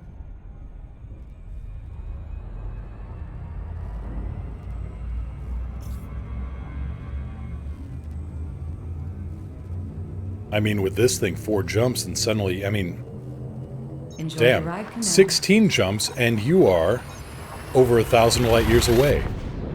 Hyperspace Those velocity reached. are some pretty astonishing numbers, especially compared to early Elite. Confirming exit Me, point Meow, telemetry. and Commander Stand by. Bourgeois Stalker. It took us about 8 hours. It took us about, Gathering information. Cartography update. well, no, it took us about 6 hours to get from the bubble to Beetlejuice. And it took about 2 hours to get back because Stalker had about 8% of his hull left.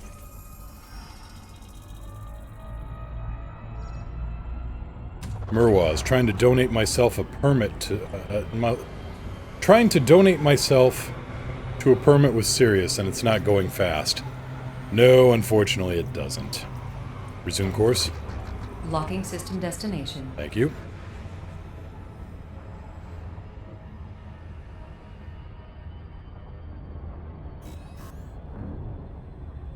Gret's got some good advice there, Murwaz. Go on a 5,000 light year trip, come back, sell all that data to get instant rep at Sirius.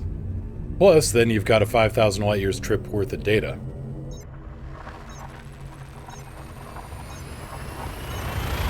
Make them give you that permit on your terms.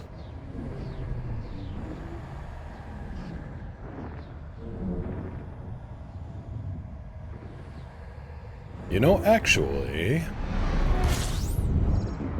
come to think of it, I've never been to Thor's Eye.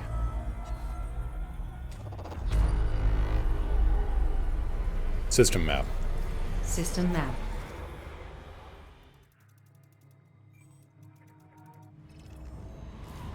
Galaxy map.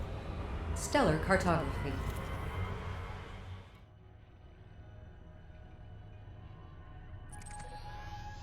Really, this thing should have been called Odin's Eye. How far? 3,800 light years? That's a lot easier. Jet cone boosts. Oh!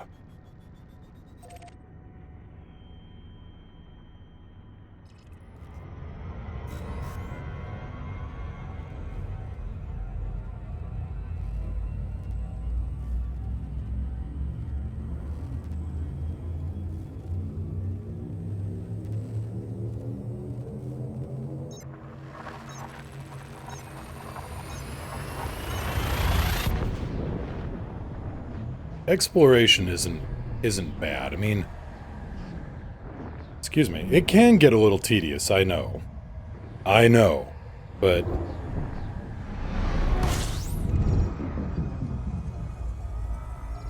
not a big fan of jumping around. Yeah, I get you.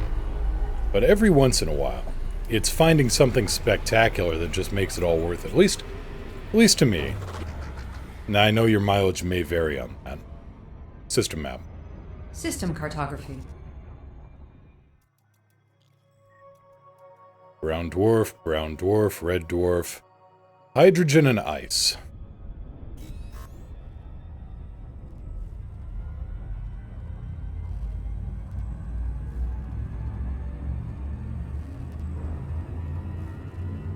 Vera, tell me about it. 200 more jumps to get my research team to where they want to go and about 480 coming back.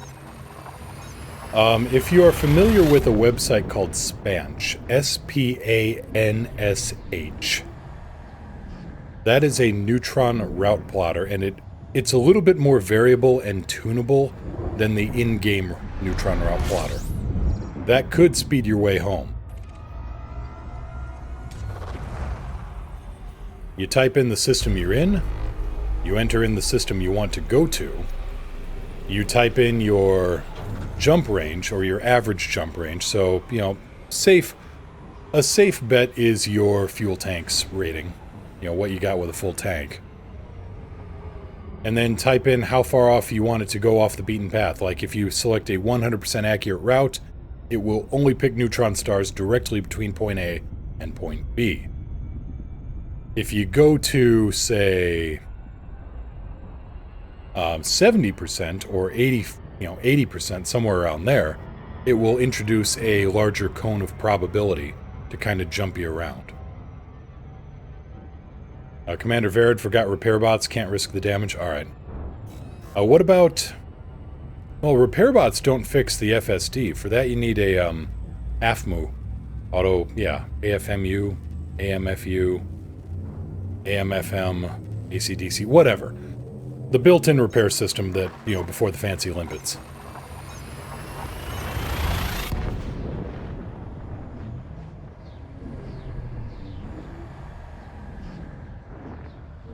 And also, I mean, there should be a few stations along the way that have... if you check EDDB, AFMU, alright. If you check EDDB, there should show up some stations that along the way or on the way back. There's actually quite a few stations out here. Verid, needless to say, I am significantly unprepared for the trip. Gotcha. Murwaz, to unlock Palin, you need to have done 5,000 light years. You need to have gone 5,000 light years away from your starting point. So yeah, pick a direction, go 5 KLY. Congratulations, you're one step closer to unlocking it.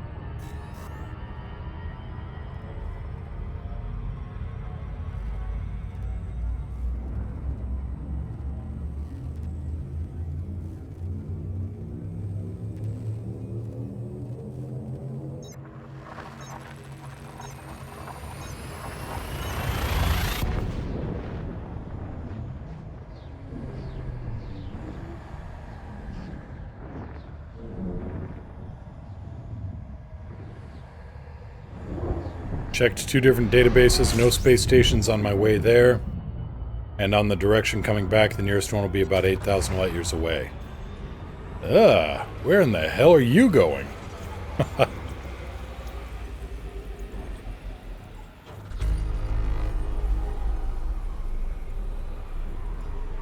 System map. System cartography.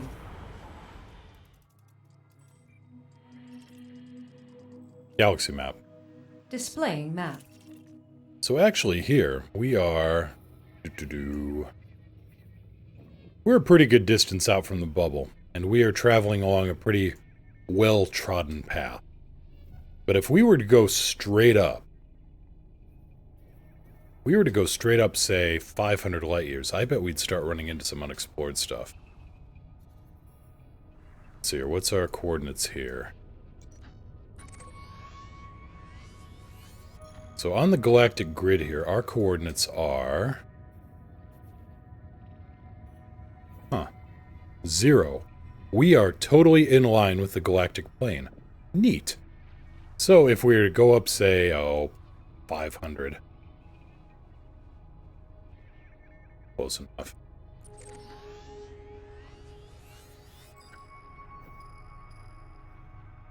$701, that was a little too far. Come on. 550, 536. Alright, hereabouts. I'm kind of curious. I bet we'd run into some stuff. Also, we almost make it there on one tank.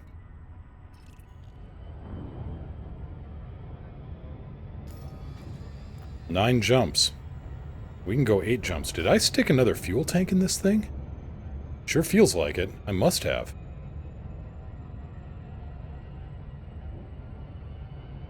Well, that was pretty bright of me now, wasn't it? Yeah, I think I've doubled up my fuel tank. Let's see here, Gret, a good let's try that again. A good first 5,000 light-year trip is the Heart and Soul Nebula. It's really pretty, true. A lot of fuel rats operating in the area, also true. Murwaz, knowing me, I'd figure out some weirdo place no one's mad enough to go to. Go there, and then I'd regret it and give it up and never come back. That's exploration.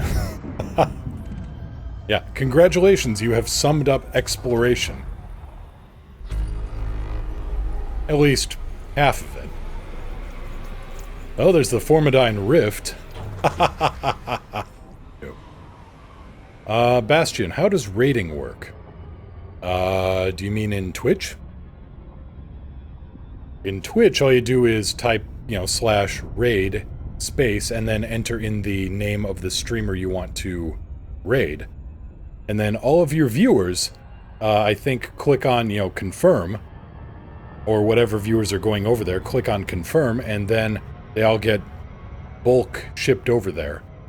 And then, you all post emotes and memes, and you go, yay, and, that's a raid. System map. System map. I may not have the exact details on it. I do have the rough picture of it, though.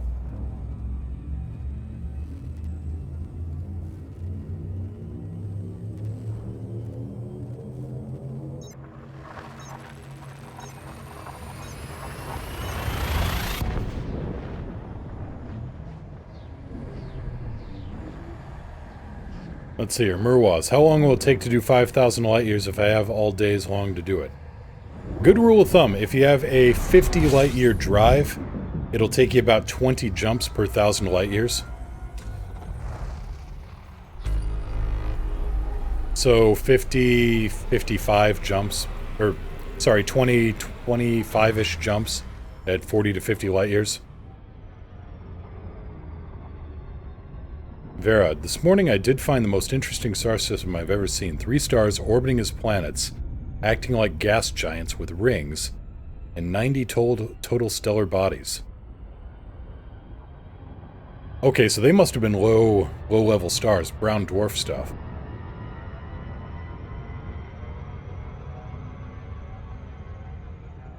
System map. System cartography. Yeah, ringed dwarf stars are a thing, and they're always interesting. Here we go. We are already in totally unexplored territory. So if I were to spin back around here and get a scan off this star, this gets my name on the map. Not that I'm doing this to put my name on the map. Honestly, I burned that particular urge out of me a while back. Now it actually is just kind of going out here and going, okay, what's neat?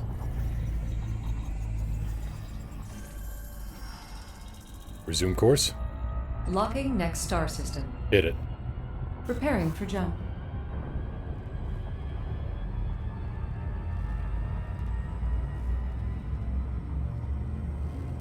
So yeah, Murwaz, rule of thumb, that you aren't going to get it exactly because there's still going to be some variation on the course, just a little bit of, up, down, left, right, whatever.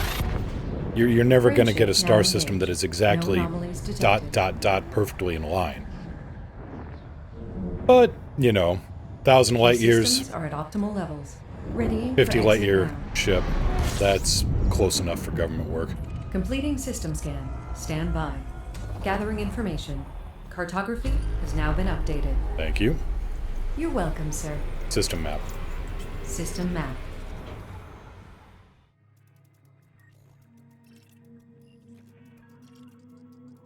So I caught something in between, basically. Because that's another thing to know about exploration. There is a lot of stuff, there's a lot of explorers out there that have the 45 to 60 light year ships now. So there are gaps every 40-ish light years or so where nobody's gone. Well, I won't say that exactly because there's a lot of variation, but on the really well-trodden paths, there's still some gems there that haven't been found because you aren't actually covering that distance and scanning it. You're leapfrogging 40, 50, 60 light years at a time, point A to point B, or, well, point A to point C, and everything in between is unscanned. Murwaz, okay, I'll take a bog stock sidey. Give it a fuel scoop. You may want one of those.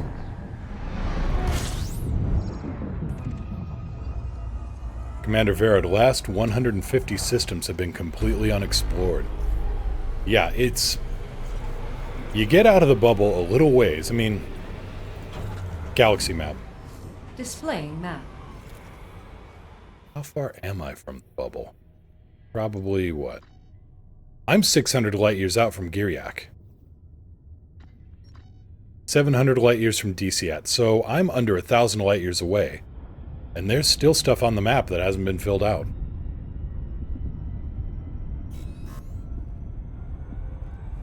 Let's see here, IMAGE, a new type of aurora spotted in Canada by amateur astronomers. A distinctive ribbon of purple light with green accents, which can occur at lower latitudes than the normal auroras do. Purple light with green accents. Huh.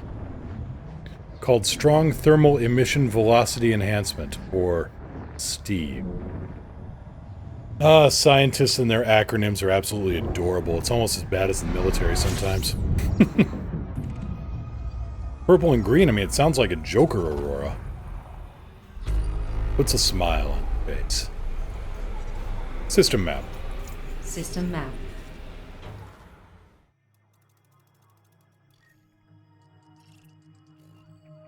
Totally unexplored here. B star's been scanned. C star is unexplored. I mean, it's probably a ways off. Yeah, 56,000 light seconds. Nah, not for just a red dwarf. Every ship is an exploration ship now. I got my Eagle to 35 light years. Not bad. I mean, there's still a little bit of,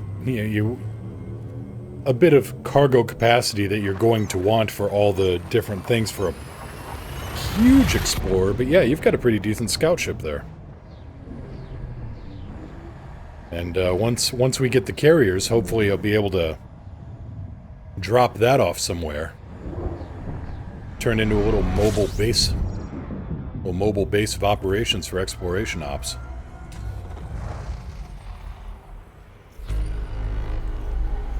IMAGE. Steve is the first visible indicator that ion drift, which research has been investigating via satellite for around 40 years. Neat. System map. System cartography.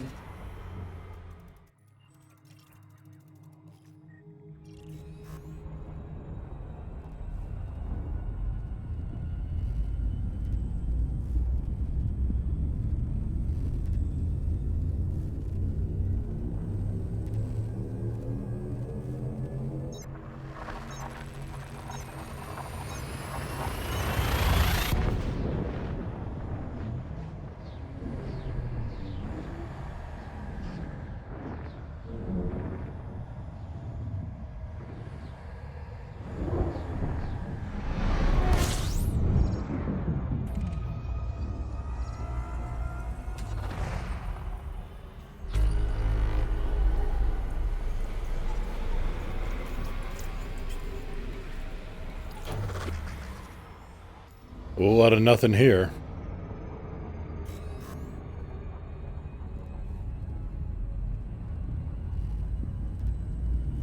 And I am so used to scooping up in an anaconda every jump I make. But this is so nice. I've doubled my fuel capacity, and I haven't lost any jump range compared to legacy engineering. And in case of emergency, well, we just drain the tank a little bit and crank it up really hard. IMAGE, happy Pi Day, by the way. Happy Pi Day. No, it is not Happy Pip Day. It is Happy Pi Day. Which, if I'd been smart, I would have thrown in some kind of, Pi Fight dueling option in here.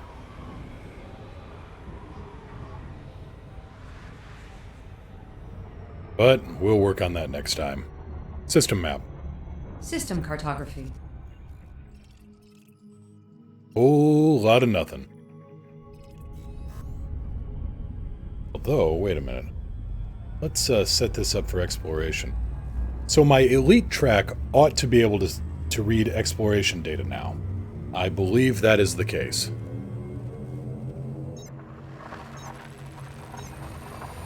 Feel free to check that out and see if Elite Track picks up any data. I'll do a planetary and a stellar scan.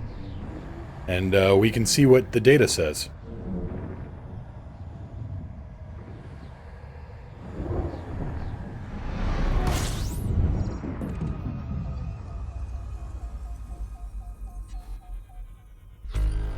Target. Locking on.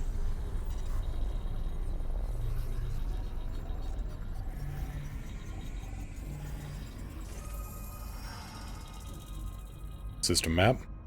System map. Delancey 81, hello there. Okay, we got a couple of chocolate chips. I think these two are going to have life. Let's find out. So there should be some stellar cartography that just popped up on the Elite Track. Please, please, please.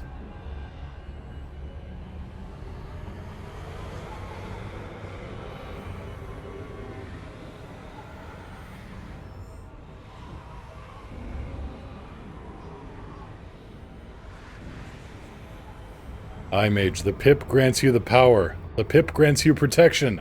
The pip grants you the DACA. I like the DACA.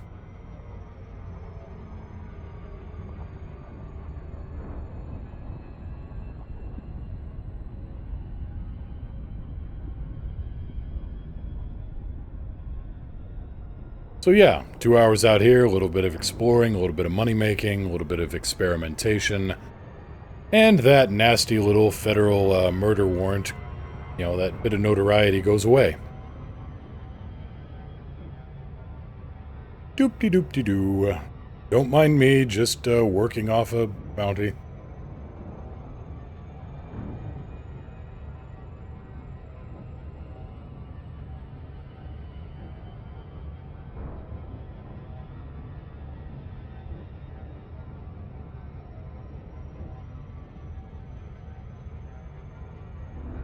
So can anybody confirm that Elite Track actually put up the star data?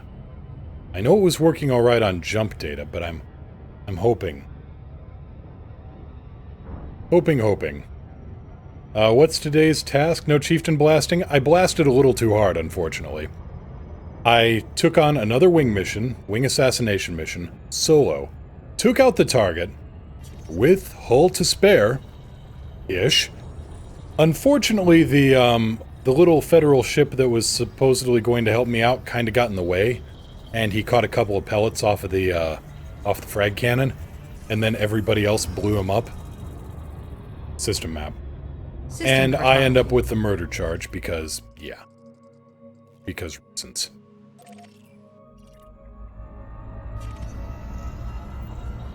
So we're flying off into somewhere that isn't the bubble for just a couple of hours to wipe off that little bit of notoriety.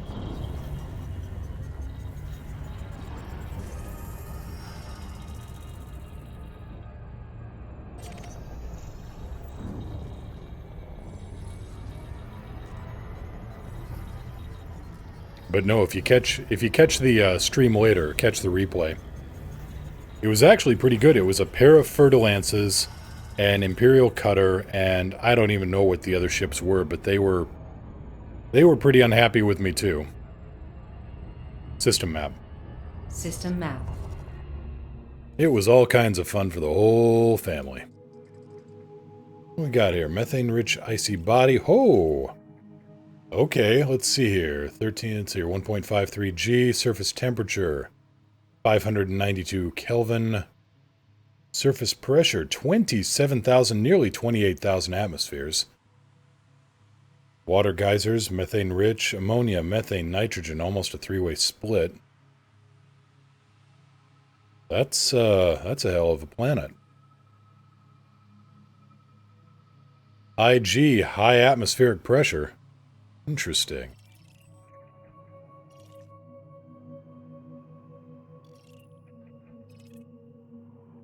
Resume course. Selecting next destination. Oh, we're here. Galaxy map. Galaxy map. Covered that distance in a hurry, didn't we?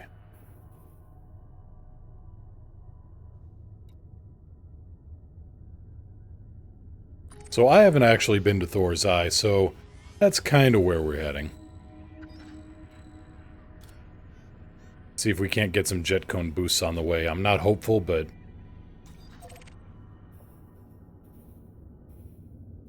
Actually, here'd be a good time to throw up Spanch and see what I can get.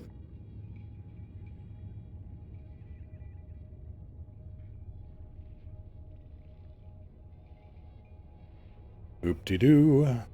Let's see here. Source system. Where in the hell are we? Rhea. Q. XV-K. C9-5. Oh, no results found. Oh, beautiful.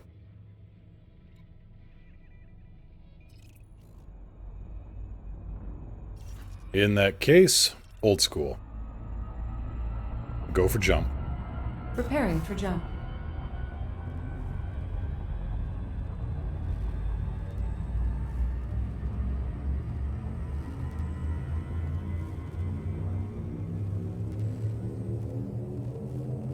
Leaving system. Thank you. You're welcome. Faster than light velocity reached.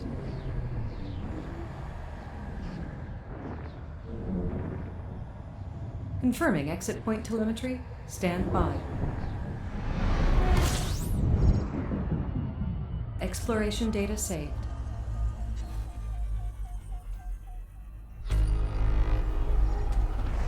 System map. System map.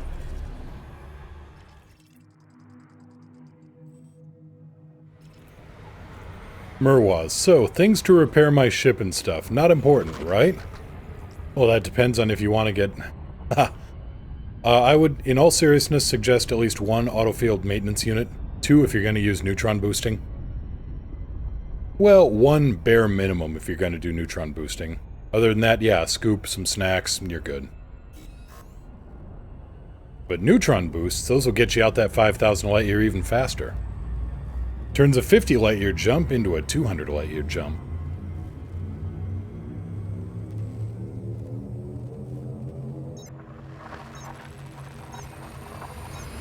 Shields, do you need them? Only if you're going to land, I think. I mean, otherwise, I like keeping shields just in case I might need to land for whatever reason, but they aren't 100% necessary for deep space exploring.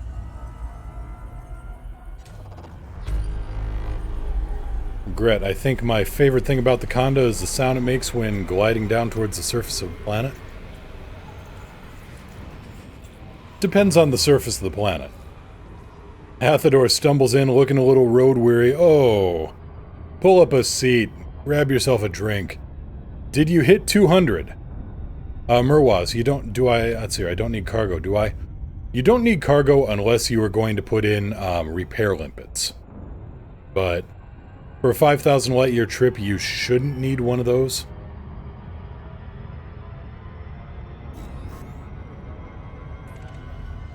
Let's make sure I actually scan this place.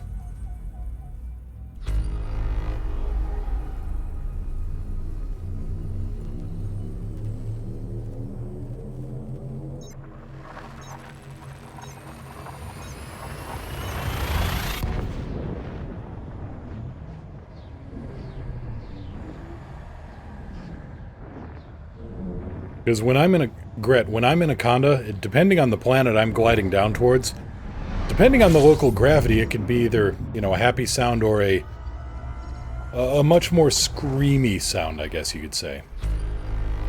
A much more we're all going to die sound. System map. System cartography. Totally unexplored.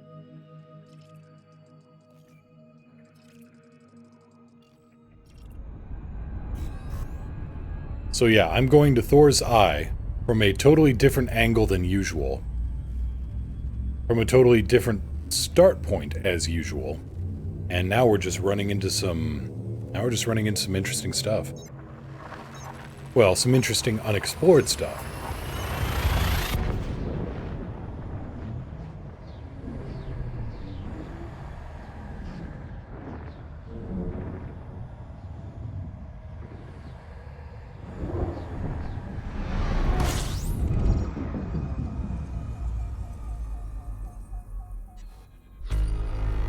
System map. System cartography. Oh. Okay. Explored.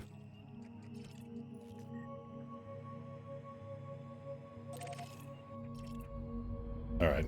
Resume course. Selecting next destination. I was kind of wondering whether that was a, ammonia world. And it was not. Regret, gotta put that on the bucket list. Landing a conda on a high G world. Oh, what?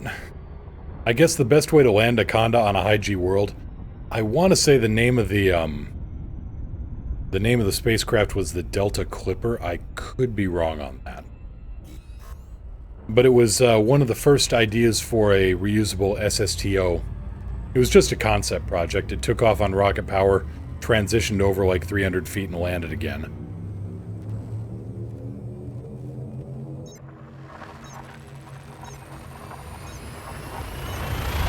But that's how you want to land a conda. Point your butt at the planet and use your main engines as your retro thrusters. Because then, in case of emergency, you can always push that great big button that says boosters. You know, assuming you've got the power coupling to handle it. System map. System map. That saved my bacon a couple of times.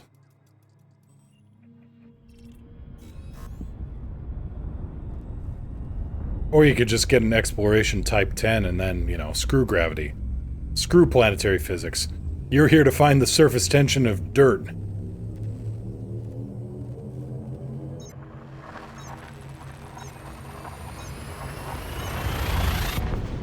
Turns out dirt has a very high surface tension too. Believe me, I know. Oh, I know. Gonna get the midnight, head towards Glidden. Alright, Delta. I'm currently heading out to the other way just for a little bit. Never been to Thor's Eye, may as well go have a look.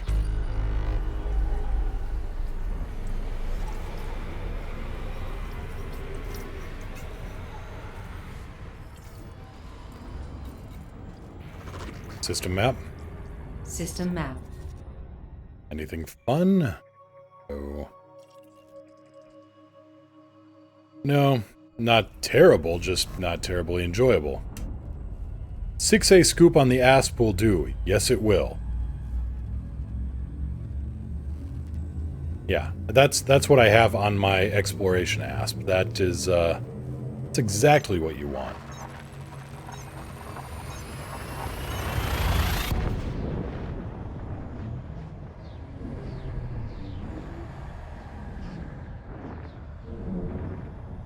Athador, how's everyone doing today? Doing alright, other than, you know, a, slight, perhaps, accidental murder charge. Oops. Did you get your, 200th limpet? Did you break the 200 mark? I'm making the assumption that you did, but...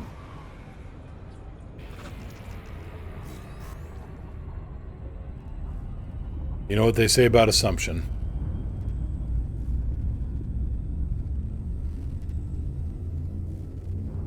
Oh yeah, Verid, you're running a 4A? That would, I mean, if you're doing that in a Cobra, thumbs up. Perfect. You're doing that in an ASP? Hope you brought a book. Something preferably by a Russian author.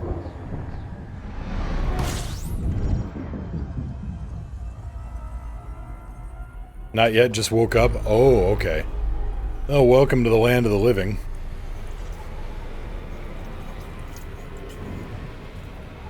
Yeah, I tried taking on another solo, wing assassination mission.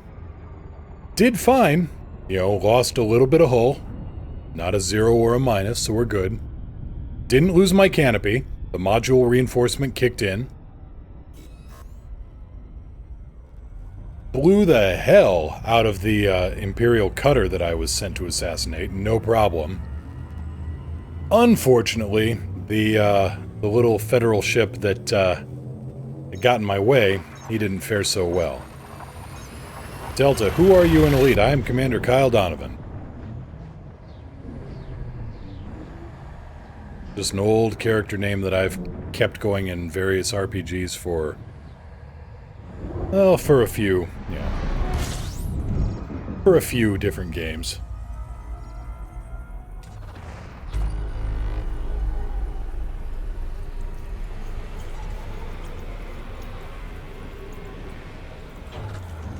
System map. System cartography. Pretty, but pretty far out. Decades? No, not decades. I've, boy.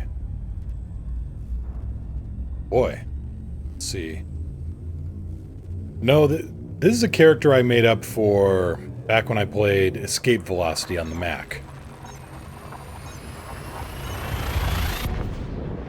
And then there was Escape Velocity Override? Then there was Escape Velocity Nova on the PC. And that made me happy. Because Escape Velocity is a great game. It is basically 2D Elite Dangerous.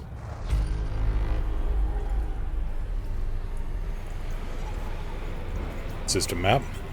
System map.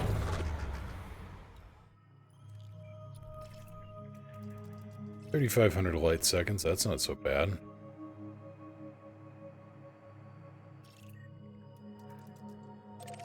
Let's get a scan here. I've got a new plugin for Elite Dangerous Market Connector. Let's see what this does. It should tell me the habitable zones for worlds here. If I scan a star, it should give me the Goldilocks zone.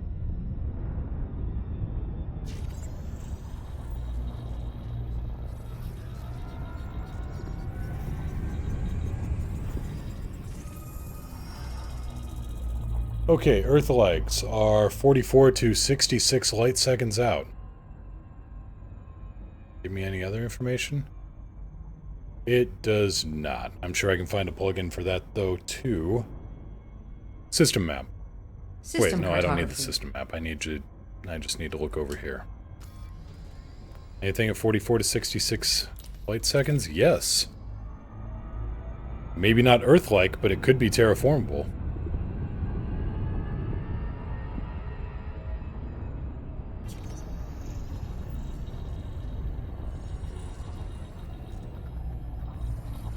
And thank goodness for the fast scanner on the detailed surface scanner. That helps a lot.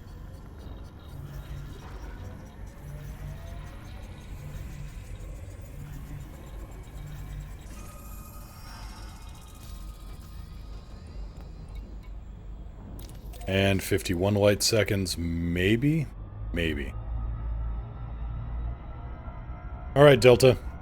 I'll check up on that.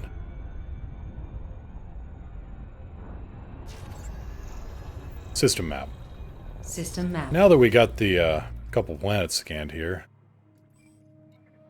Yes, this is a terraforming candidate.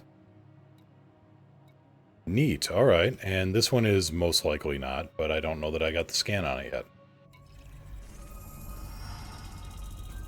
System map. Oh, it's landable, so no. No, no, no. Resume course? System destination locked. Boss Og, yes, you can tell what they are by the pictogram. I knew it was high metal content, but I'm looking over here because I've got a guide to distances. So even if it's not an Earth-like, it could very well be terraformable. And that first one was. So there's a win. A little bit more data I can throw into the HUD.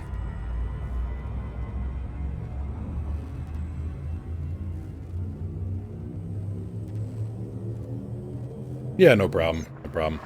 Vera, next long-distance trip will be much more planned out and outfitted. Yeah, that's the usual route that exploration takes. I'm gonna go out and see the stars. You go out. Holy crap, am I unprepared for this?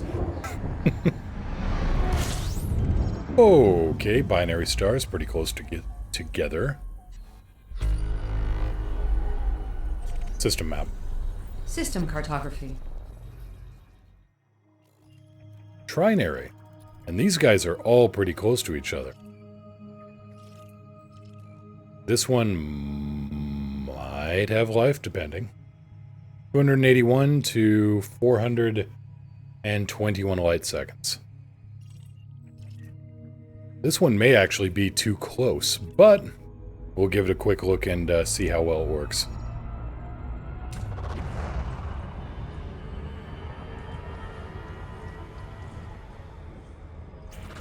Alright, Delta, I'm not seeing it, but I'll get a few.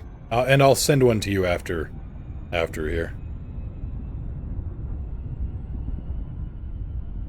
So this one is definitely not Earth-like. And it's definitely not a water world. But is it terraformable? Can it blend?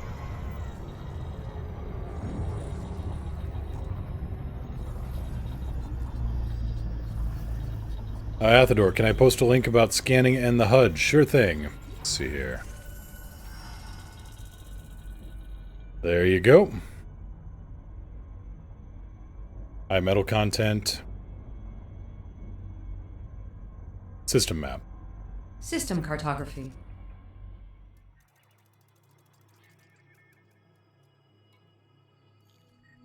Nope, not terraformable. Resume course. Selecting next system en route.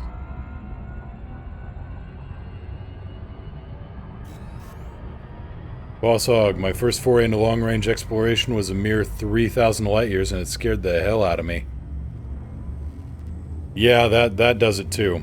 Delta Fire, okay. Alright, personal group request sent. Will do. Murwaz, will it do a burnout? Well, that totally depends.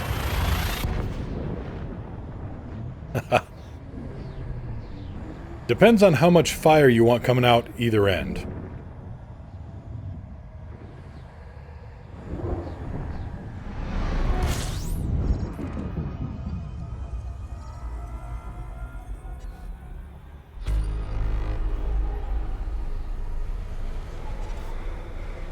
Nothing to scoop here.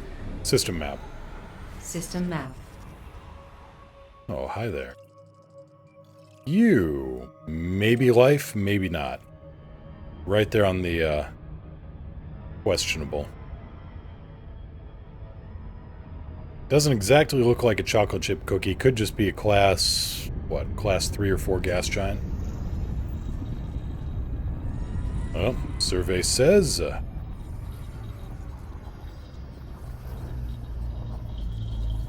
survey says a thing.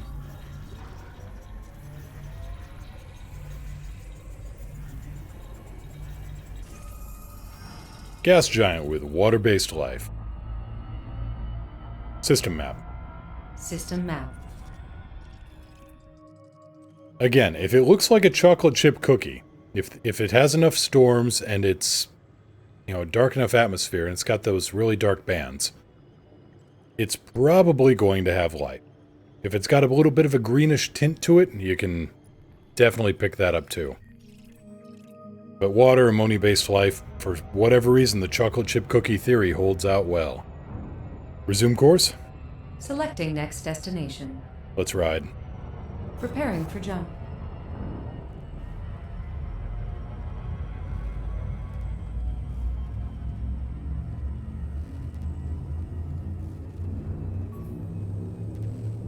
There we go. Okay, I see the request now.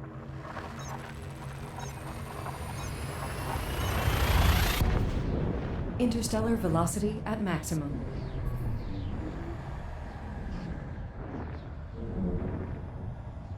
Engaging Yep, exit I see it. protocols. I see it, Dragon. Compiling data for cartography. System map. System cartography. We are being hailed.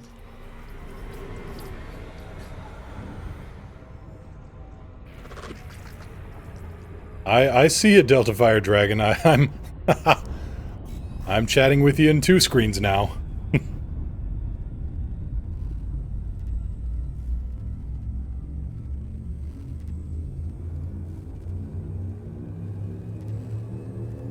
How far do we have to go to... can't see on jump.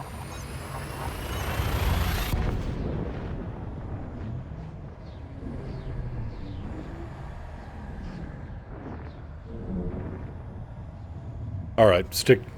Good call. Easier for me to interact with that one. Okay. Does it scoop? Seems to. No, let's stick to Twitch chat for now. Easier for me to respond to be honest. Okay. Fuel's good. 48 jumps. There's gotta be. There's gotta be a neutron star along the way. Or two. Galaxy map. Stellar cartography.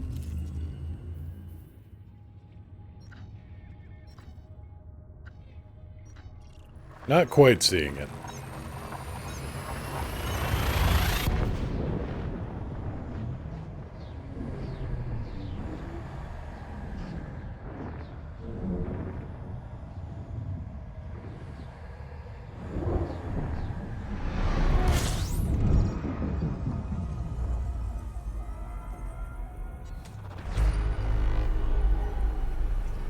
System map.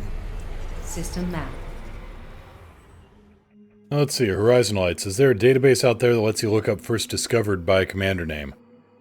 As a matter of fact, no. It's something they want to put in for the so-called Codex upgrade for exploration. I think that's the fourth quarter update that Elite's going to get this year. But unfortunately right now, no, there's nothing. There used to be, but... Well, it used to be a third-party site, but it just... It kind of crashed under the weight.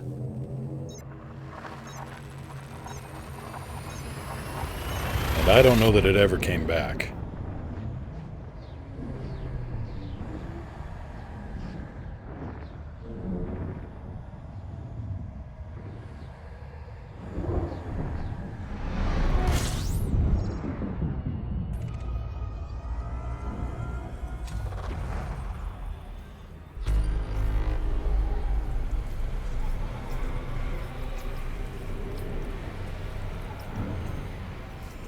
System map. System cartography. Totally unexplored. Let's see here, we got a ringed star, which is always kind of neat. Oh, what in the hell are you out at 4800? Probably not much of anything.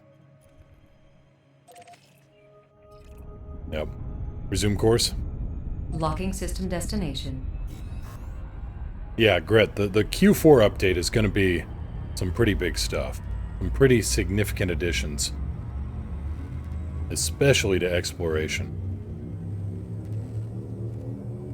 Hopefully they do something and make it some option on multi-crew exploration. Hell, some kind of directional scanner so that somebody in the co-pilot seat, not just scan planets, but be able to turn the sensor over on, say, signal sources so you don't have to fly directly at them. Oh, something already here. There's a planet damn close. There's planets closer yet.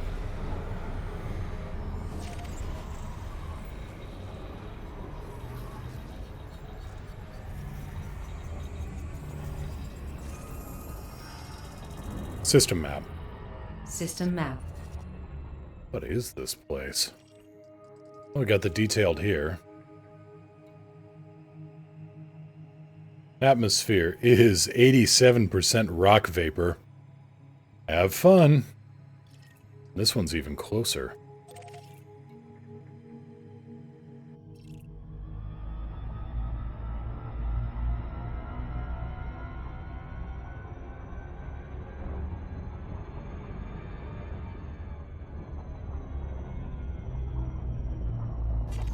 Well, let's scan the planet through the star. Why not? These are magical space sensors.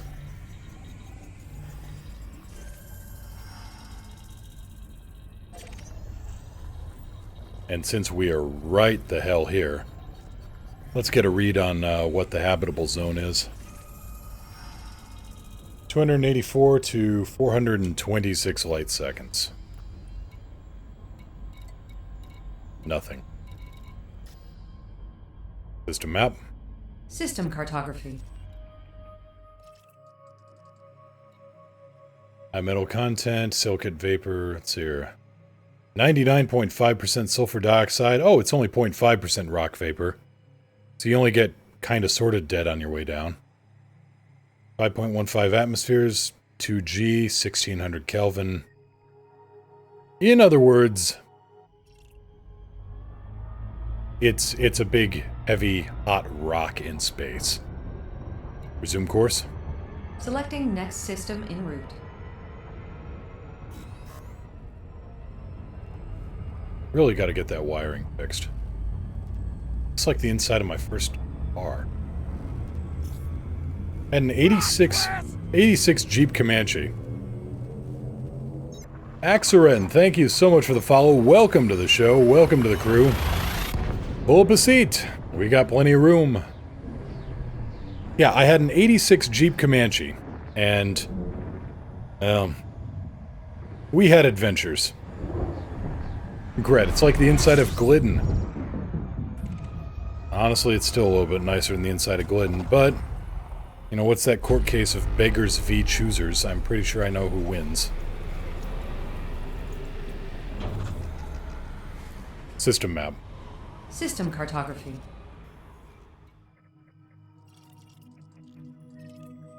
Yeah, there's nothing terraformable here.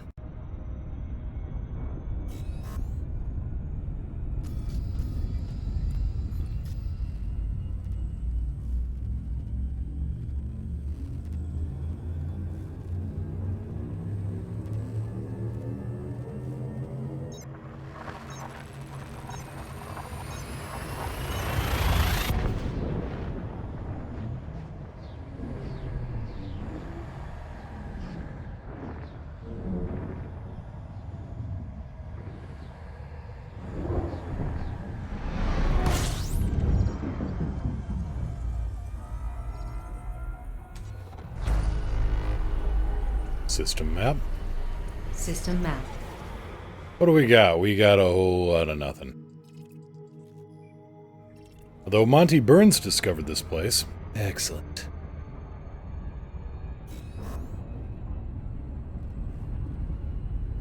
We were commenting on the Discord, you know, that we need to, it'd be nice if Frontier would let the people that usually frequent a station record some lines for the warnings. Got to thinking about, well, given what Glidden is like, you know, you have 30 minutes to move your clipper, you have 10 minutes to move your clipper's been impounded, your clipper's been crushed into a cube, you have 30 minutes to move your cube. Your cube has been sold to Calari Port to be further processed, etc., etc.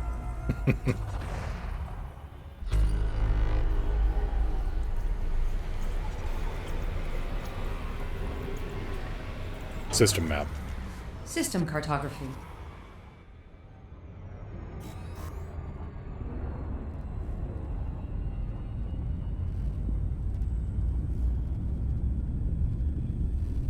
Oh, that makes sense. That makes sense, Delta.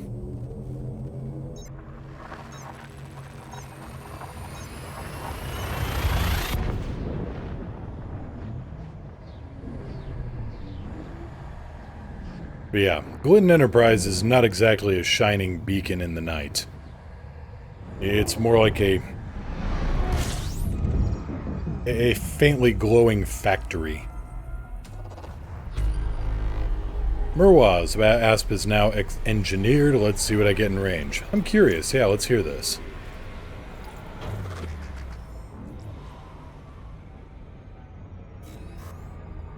Let's see what magical numbers you pulled up.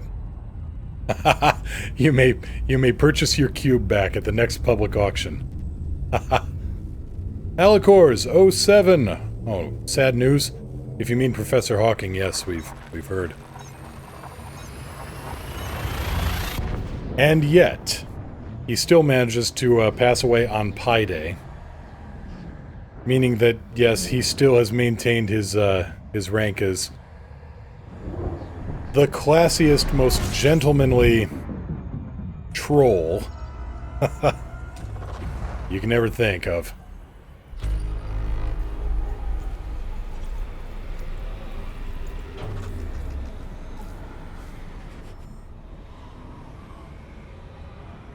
Well, 38.79 light years isn't bad. No voice comms, Delta. Still just trying to poke along here and answer questions, and then it gets a little... You'd end up with a whole lot of weird overlap.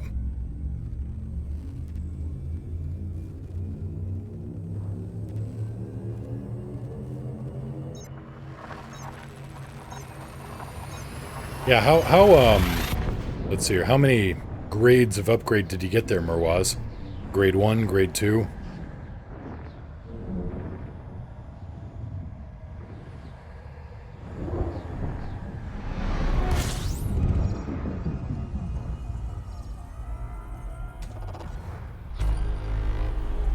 Grade 3? Alright.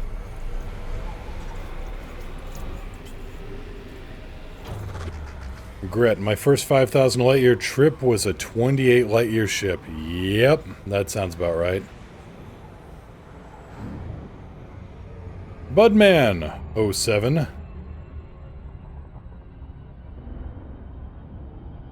Ah, you did the shields and thrusters too? Yeah, go for the lightweight mods, if you can. 438, so it can get out of trouble just in case.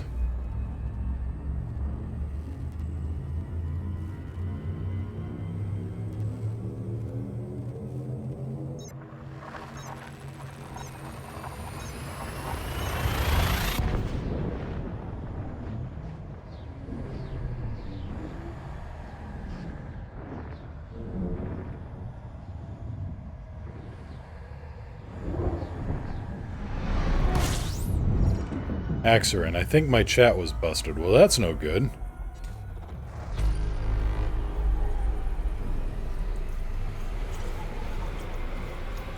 Is it like throwing everything out to you in, Swahili? System map. System map. Gret, off for a little while, gonna spend some time with my lady. Good idea. Good idea.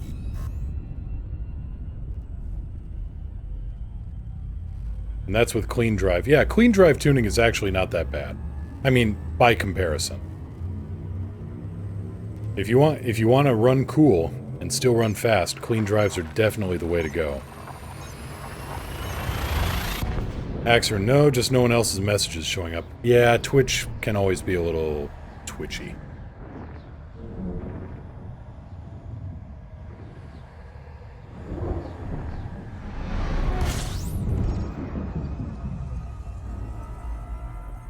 Figures. I mean, also Streamlabs can be a little twitchy sometimes. I finally got my, I think I got my bits notifiers all set up properly.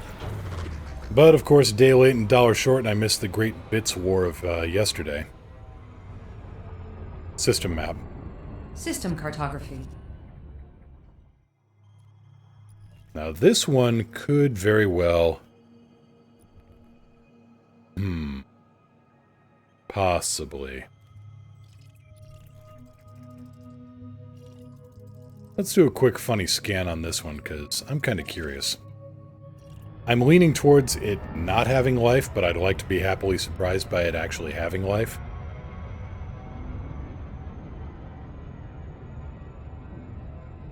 Merwaz, wherever you decide to aim your nose, I would suggest starting off 500 light years straight down. Wait, nah, maybe 200 light years.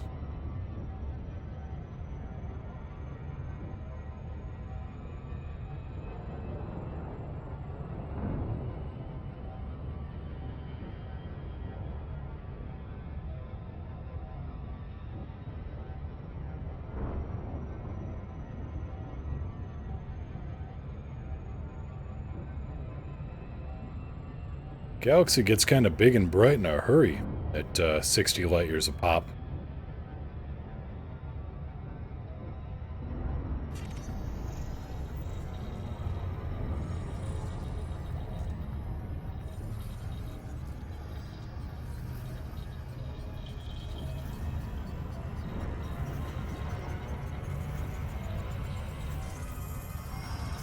Yep, just a class 1, no life. Resume course? Resume course. Selecting next destination. Well, G-Class star should have some interesting stuff. Maybe. Hopefully. Wishful thinking.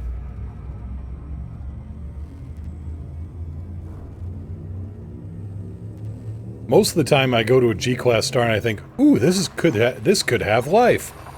And most of the time it's a G-Class with no planets or just some binary or trinary system. It's like it's mocking me. Alicor, sorry if I miss anything. Unfollowing people, refreshing Chrome, you know, the usual. Axerin, isn't Max Discovery Scanner infinite range? It is. System map. System map. But the detailed scanner doesn't have maximum range. 17,000 light seconds, as a matter of fact, no. Resume course. System destination locked. Budman, what streamer are you using today? I have finally gotten Streamlabs OBS to play nice. There was... so my mixing board, I'm subscribed to the manufacturer's newsletter. So, yay, I should be getting notifications. I certainly get enough ads. But no, I can actually... Well, I got the newsletter, I got the ads, I didn't get any notification that they had updated their multi-channel drivers for this board. Budman, yeah, I'm maxing out at 720p.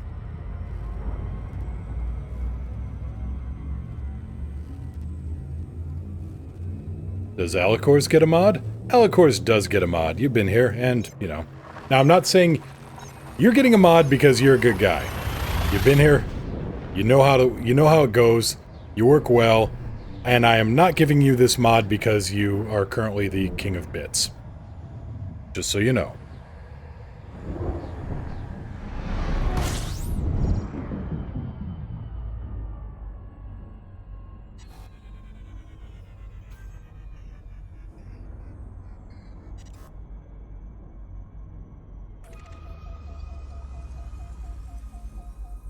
Target.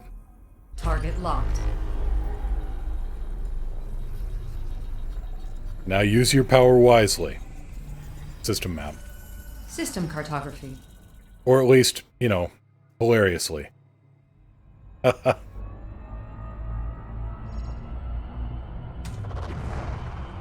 Now, I don't want you two getting into some kind of moderation bit war. Resume course. Locking next star system. Because I can just see you two getting into another bit war and then, you know, like, timing out the other guy. I'm on to your tricks.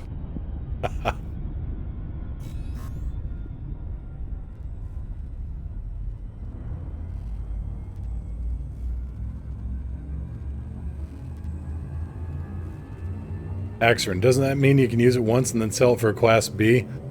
I see what you're doing there, but yeah. How far out are you? I am... Let's find out. 2,300 light years away from Narvard. Because I've got ED Discovery running on my tablet because, again, the shared drive. Handy. Yeah, I am 2,356 light years out.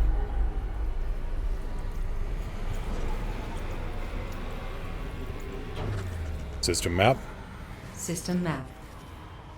Axerin, Twitch crashed when you mentioned my name. Ooh, that's kind of a nifty power. Damn it, that's not giving me the bits yet. Alicors, defeating odd numbers, a bit. You know what? Screw it. I'm going to fix this. I'm going to fix this right the hell now. So we're going to complete this jump and then give me a moment because I'm tired of fighting with the, with Streamlabs here. Give me 1 second. Fix, yes, fix, because that's not the notifier that should have been going through. So we're gonna do a quick thing here. Bear with me. Bear with me. If you want, feel free to look up the The elite track. Target. Lock target. Okay. There we go. Do-do-do. Yep, now we got a sunstream going. Box. Go. Bits. Alright, and... alert variations, because... edit. Change. Select. There we go.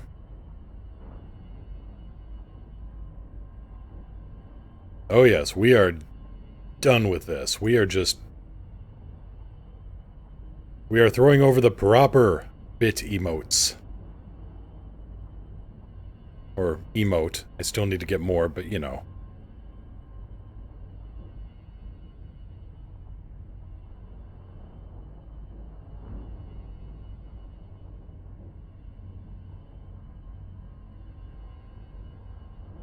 Merwaz, holy crap, 64 objects in my 3rd system visit.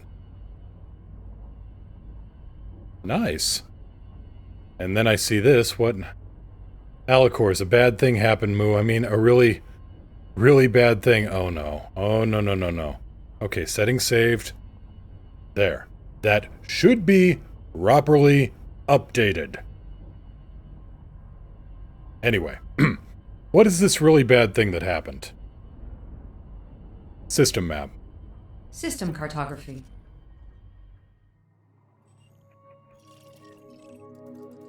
Let's see here, 55 light seconds. What's the... okay, Earth-like planets should be at 786 to 1100.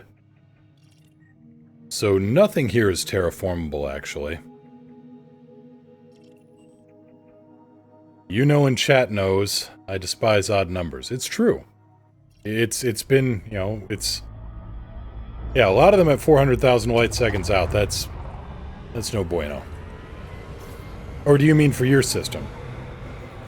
Resume course? Selecting next system en route.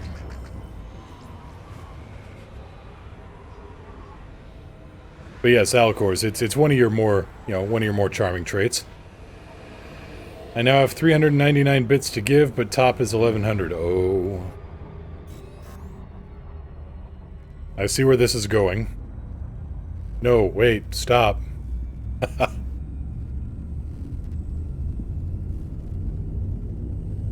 Okay. Hopefully, I've gotten the alert box fixed.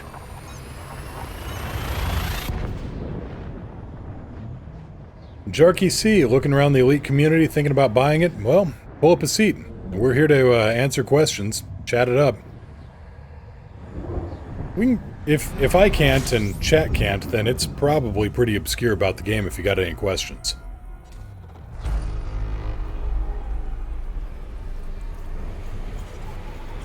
System map. System map. Now, what I'm doing out here, I will let you know, I'm out here on deep space exploration, so there's not too much in the way of outfitting or stations I can show you at the moment. But, yeah. Unable to comply. Is there a lot of player interaction? There can be. You can tailor it up to whatever you want. If you want the full open gaming experience, or if you want to just have 2 or 3 friends. There's multiple modes of the game. You can play in solo, though that doesn't mean you don't need an internet connection. There's private group where you can just invite friends on over, and then you fly together. Or there's full-on open. Definitely something you can tailor to preference. There we go. We've got the bits. Megatron is happy. Soundwave is done. Thank you so much for the 295 bits, Budman.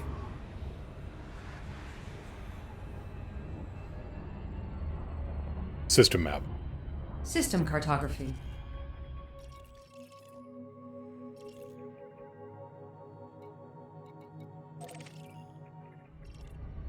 Jarky. Okay, I'm $10 away from getting it. Hopefully it just goes on sale soon. Yeah, I would also suggest, if you can afford it, go with the Horizons expansion to it. And yeah, it's on sale a lot. But I would suggest the Horizons expansion. That opens up a whole lot more options to the game. Landing on planets, ship, a lot more ship customization, engineering options, etc. Okay, Earth-like habitable zone, 91 to 137 light seconds. System map.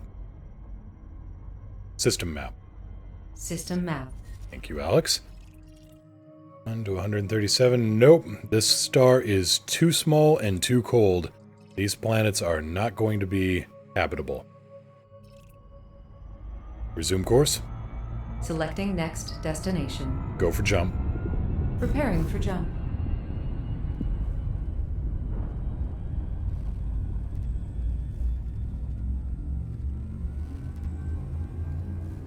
And also, just so you know, I'm using some third-party stuff like Voice Attack and, voice packs from like hcsvoicepacks.com. So the voice command setup Hyperspace. is Checking systems now. not Complete. stock with the game. Funny you just mentioned that, Axerin. Hull integrity is within limits. All other systems are at normal levels. So I'm doing voice commands through two separate systems. One of them is Gathering information. Voice Attack. Cartography updated. Yeah, it's funny that you just asked that. So I use a program called Voice Attack. You can get it on Steam or you can get it directly from voiceattack.com. And with that, I've got a voice pack from hcsvoicepacks.com. And that's... they're... What do I want to say? Somebody was asking me about this on my YouTube channel. Yes, their prices are all in Great Britain pounds. Pound sterling. But that doesn't mean you can't just, put it in the cart and buy it for whatever currency you got. Oh yeah, Voice Attack is on Steam now, as far as I know. And HCS voice packs, they, you gotta pay for their packs, but they are really professionally produced. Use a lot of classic actors. Let's see, you've got Paul Darrow, Tom Baker, William Shatner, Brent Spiner. I'd say Brian Blessed's name properly, but I don't want to blow out any microphones.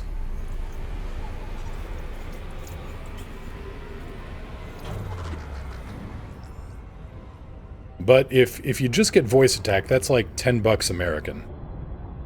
No, they are not Steam mods. They aren't mods on Steam. This is a totally separate program rather than a mod. Voice Attack can work with Elite Dangerous. It can work with Star Citizen. Hell, if I load up X-Wing again, I will create a Voice Attack profile for it. And then you can put in your own voice packs. If you've got a sound bank and you've got the patience, you can program it up yourself. There are actually free voice packs that you can use with Voice Attack. Ripley Galactic's KICS system, KICS. That's available for Voice Attack. It's no longer being supported, but it's still out there. No, I don't know that you can get Michael Gambon. Voice Attack can work with just Windows, yeah. But you can, so it's not an elite only system. Rennie Suber, holy crap, your voice is smooth. Also, hi. Well, thank you. Also, hello. Do you think it would work for fighting games? I don't think it would, actually. I mean, by the time you say the command, it would be faster if you were well trained to input the commands with your fingers.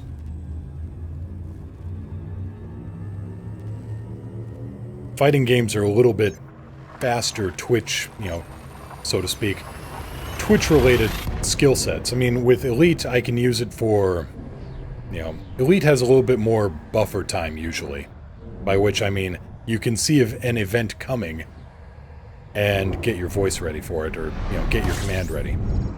For instance, if I'm on a slow approach to a starbase, now this won't actually work very well because there's no station here. Yeah, I can imagine that. Back, forward, X. Alex, what are you doing? Yeah, pretty much. But if I were approaching a station right here, and they say something like, Falcon DeLacy Kilo Yankee Lima, please request docking clearance if you want to land. And I've got mine set up where I can say, Falcon DeLacy Kilo Yankee Lima, request docking clearance. Affirmative. Stand by. And Alex will speed through the commands because I've got the macros set up for that.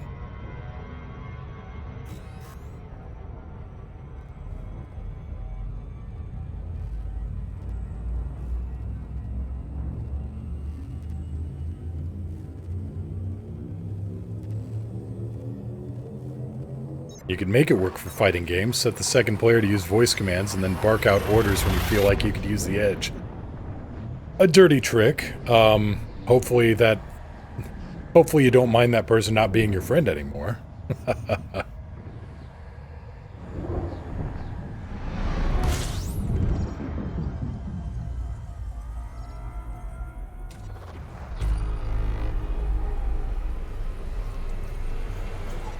But yeah, there is, I mean, unless you've got a good microphone, then... I mean, any microphone can pick up voice attack. It's the better microphone that can filter out other stuff. Niao, Commander Niao, she was playing a lot of Mass Effect. Mass Effect 2, Mass Effect 3. I forget which one it was where they incorporated the voice commands from the, the Xbox, camera. Can't remember the name of it all of a sudden. But I would say something like, oh, that looks cool. And it would switch over to ice ammo. And she would just, practically smack me over the head with a controller and tell me, knock it off! The Kinect, thank you. That's the one. You could use it for Boss Hog, you could use it for World of Tanks, for using repair kits. True, but it would almost be faster to just, tap the key.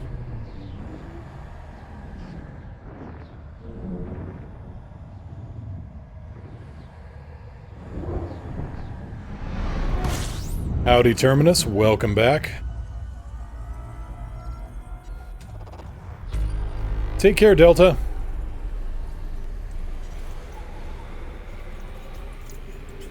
System map. System cartography. I've got my controls reset too. For those that don't know, I am running on a brand new set of controls that I am totally unfamiliar with and don't have everything dialed in, which is also a wonderful place to have voice attack. Because there's some commands that I just don't have mapped out on these new sticks.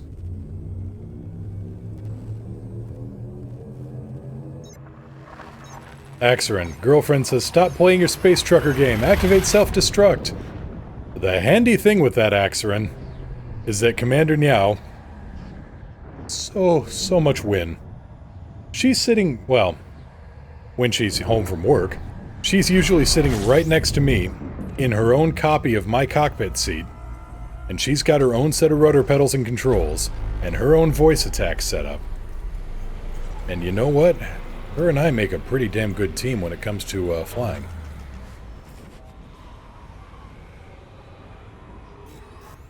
And when she gets back from ultra deep space, we may end up doing a little bit of wingmate bounty hunting. Yeah, we're trying to actually build a Python, but don't tell anybody. Especially the neighbors. I think that'll piss them off once we start getting the nose cone for the ship built. Merwas, too much wind. BRB, gotta go cry for a moment. Yeah, in the house. Which is a problem because the Python is much bigger than a house. Maybe we should have started smaller, maybe a Cobra 3.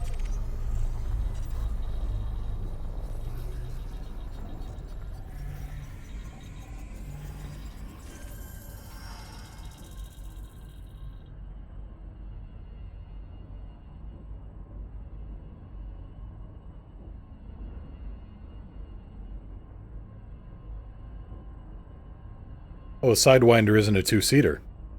Here's the current cockpit setup at home. It's slightly out of date. We need to fix the wiring a little bit more, clean it up, but it's coming along.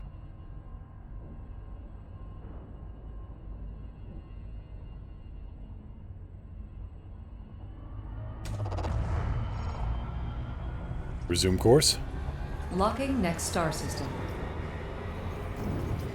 How far we got? 23 jumps. Not bad. We can actually make that.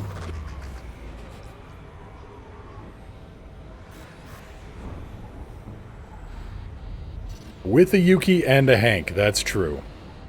Yep, Hank is kind of hiding in the picture, but he's Stealth Cat. Yuki is less than impressed, but she does like the positioning of the kitty bed. She is a happy little miss.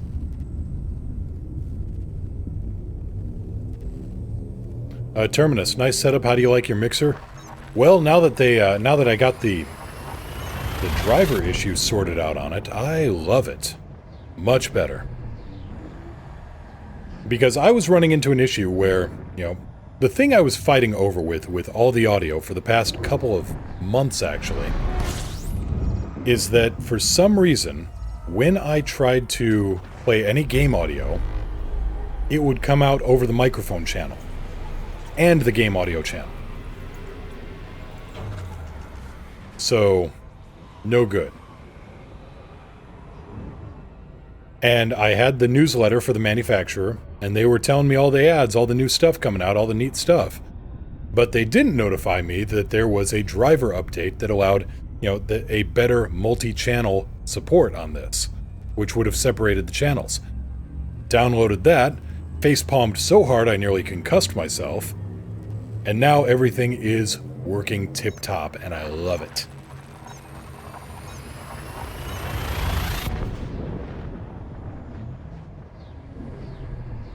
Hell, of course, what I like most in the picture is the 40K. Let's see here, Jarky, what makes Elite better than Star Citizen? You know, I don't know that there is a better or worse on it. I mean, Star Citizen's good, it's... I guess the big thing is that Elite is out in the wild, and it's being fully supported, and it's not on the, It's not... Well, I mean, it's out. I mean, Star Citizen is playable, but it's still... You know, it's still in alpha state, let's face it. System map. Terminus, what's the update on the flight stick? Thrustmaster Control did get back to me. Thrustmaster Control. Sounds kinky. And, yeah, they said, you know, let's, can you give us some information on it? Do you have the serial numbers on it? Etc., etc. So, get some pictures going there, and... Yeah, the process has begun, and it looks like they are being very supportive and very... You know, they're being very helpful, other than, you know, SciTech, LOL, OMG.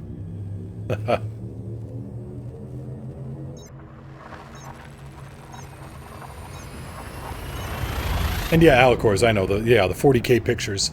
I've got the box art from the Battle for McCraig and the Assault on Blackreach. But no, I mean, prior to having the Thrustmaster sticks, I had... prior to having the Warthog, I had a SciTech X52 Pro, an X55 Rhino, another X55 Rhino, and then all of those just kind of, you know, went by the way. Terminus, the cat is sitting on a... Actually, that's a chest of drawers. Organizational drawers. But yes, Yuki is sitting on top of that. Because she is the best little miss.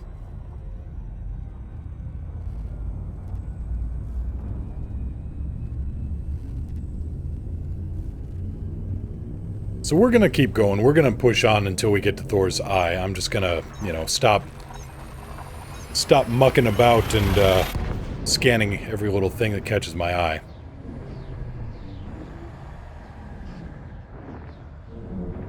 Boss Hog, been derping NPCs since 1984. Haha.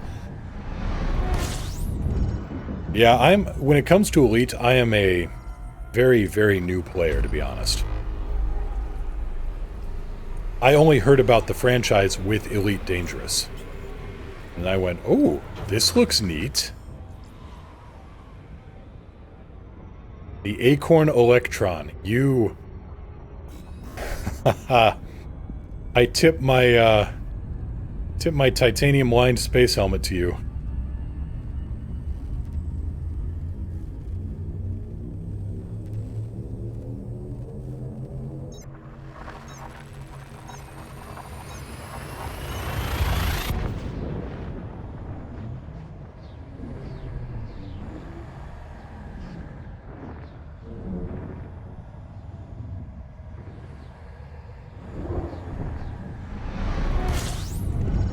15 minutes to load the game using a tape player. Nightbot suddenly got chatty. Yeah, Nightbot likes to throw some stuff out every once in a while there. Rennie Suber, I hope let me know how I'm supposed to pronounce that. Is this the 70 light year Conda you were talking about yesterday? Yes, it is. Look over here and functions. I can do 70.31 on a half tank. Or in this case, a quarter tank because I've doubled up my fuel load. Axerin, how soon do you think somebody should seek out engineers? I've got an invite from Felicity Farseer. Well, really just, okay, Ren works, alright. Axerin, really it's whenever you feel comfortable with it, because you gotta fly out to the Pleiades to get, 1 ton of meta-alloy for her. And that's not exactly a short trip, so if you're comfortable navigating uninhabited space for, a couple hundred light years, then, that's about when you're ready to go. And if you've got a ship that can maybe evade pirates, evade interdiction attempts, because she's going to want a ton of meta-alloys. Literally, 1 ton of meta-alloys. And that's going to make you a very attractive target for pirates.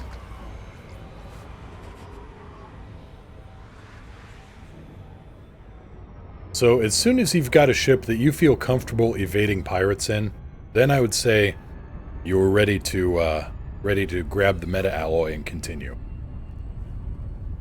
Or you could get a invite from Elvira Martuk instead, and then she needs something else. I forget what. I think it's the Suntil Relics. Axerin, I can evade interdictions in a fat boy, I'll be fine. My issue is more jump distance. Gotcha. So you're gonna want, at bare minimum, I'm gonna say 20 light years. You can do it in more, but it wouldn't be the most enjoyable thing in the world. Okay, Murwaz, yes, 3 Suntil Relics. And Elvira Martuk does the same jump drive mods that Felicity does. System map. System cartography. What distance should I consider to be reasonable for 100 plus light year routes? I would definitely say 20 light years at least. If you can do higher, 24, 25, go for it.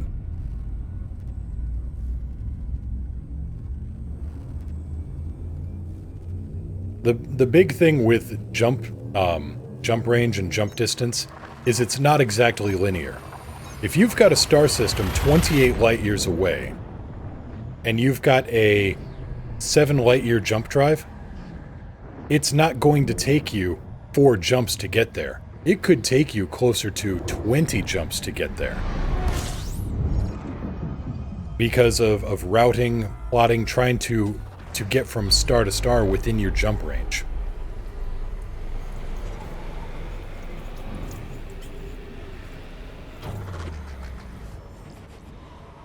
System map. System map. Nah. Axerin, you keep answering my questions right before you read me asking them. Haha. Boss Hog, he's psychic. That's one theory.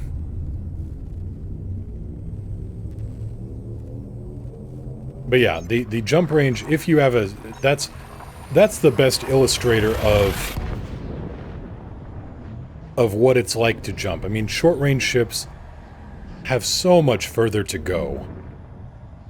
And so you want to get your jump range up there. That's like the first... To me, the first thing you really want to upgrade on any ship. Just so you can, make it someplace without needing a calendar to time your path.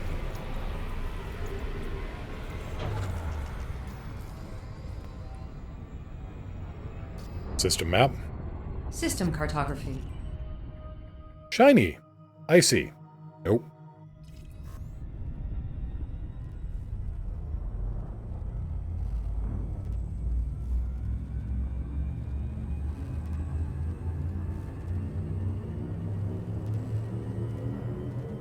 Well, also, yeah, it does help that I've got... Let's see here. Why didn't he warn us about Hawking? I was asleep. Besides, Hawking is a master of space and time himself. So your Axerin. Do I need to harvest meta-alloy myself, or is there a place to buy it? Yes, there is a place to buy it in the Maya system, M-A-I-A. It's a planetary installation. Oh, what's the name of that place? Boss Hog, need to play some Elite. 07 commanders, be safe out there. You too, boss. Take care. Galaxy map. What is the name of that place? That is just gonna... Okay, so you go to the Maya system. I'm a ways out here. To do...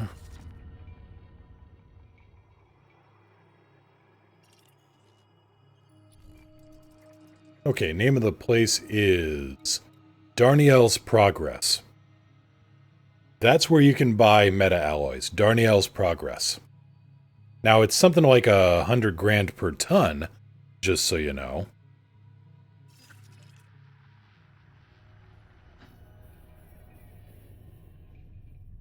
Yeah, I'm a bit out there.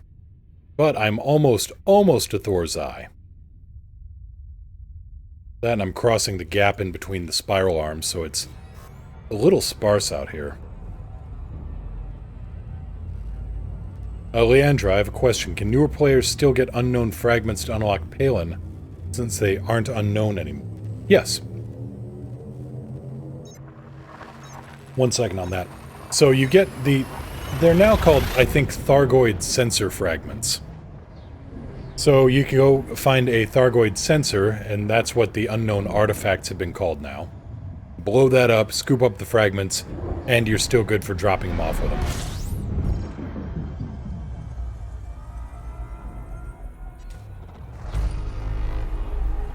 System map. System map.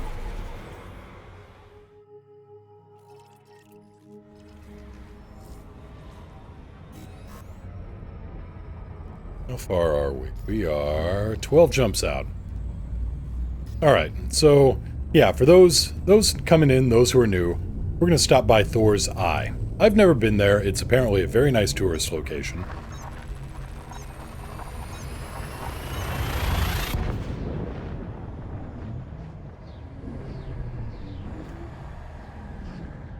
Very nice tourist location, and it's a black hole, so...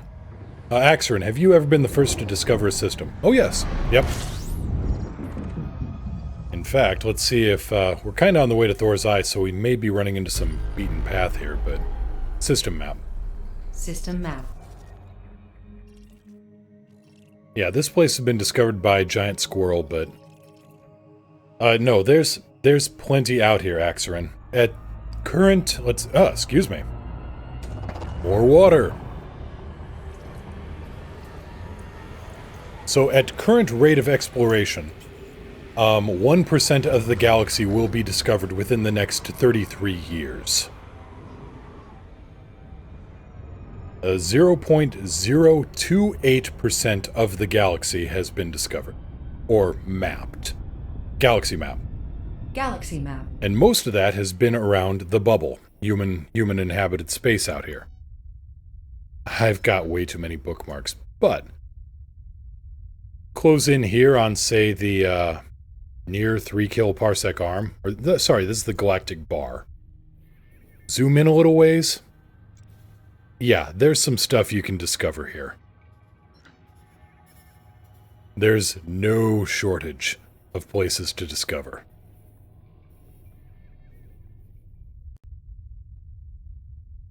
Yeah, Sag A. Well, everybody goes there. That's the problem.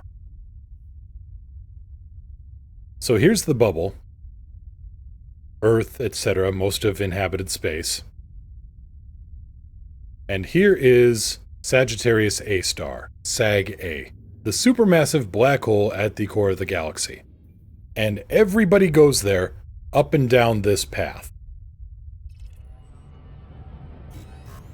Which means nearly everything, well, I won't say everything has gotten discovered, but since it's such a well-worn path, it's hard to find new stuff. Whereas if you go off in some random direction, yeah, you just need to go out a bit.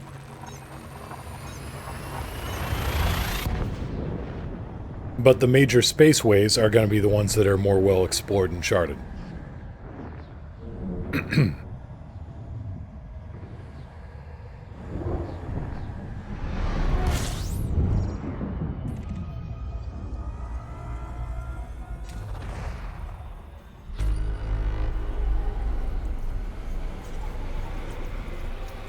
System map.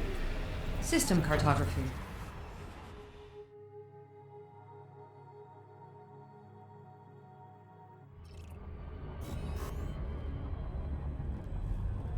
Once systems are charted, when do they start getting systems and nav beacons?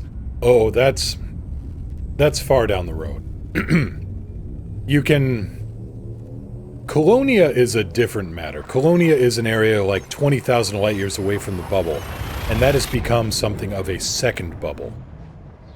But to start getting things like colonies and bases and nav beacons, there's things like community goals, they're called, where large groups of players get together and shuttle a whole bunch of equipment and raw materials, etc., etc. And that's how that stuff gets built. It takes a mass effort. Now, I'm curious right now, what is that? Look at that cluster of blue stars there. Galaxy map. Stellar cartography. Okay, so if we look down the way here to here, then tune the map for star class.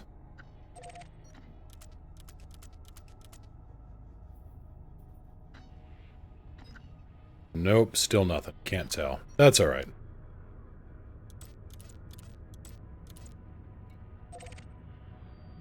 Ballistic. Let's get the route plotting back on proper. Okay. Neutron boost is good. 500 light years out.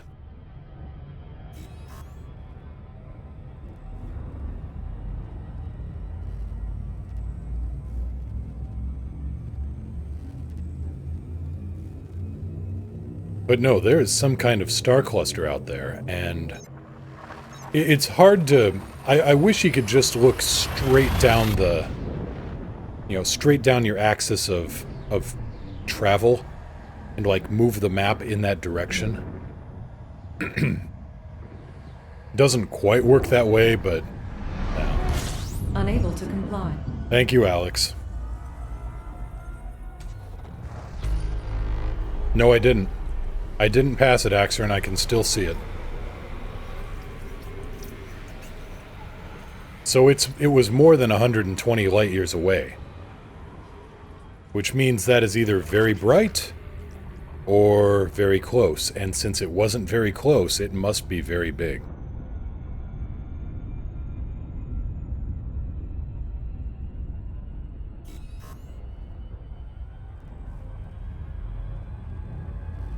No, Budman, I think Alicor's was going whoa to the star cluster, not to you telling me to go down.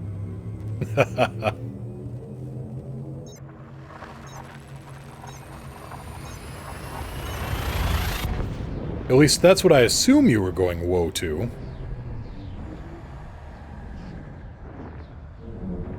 Alicor's.exe is not responding. Oh, that's alright. Moo.exe is getting into a reboot state at the moment. Okay, and it is still... I can still see this star cluster. I saw it when I jumped into the system before the star occluded it. So that is still... So now we're looking at least 180 light years away.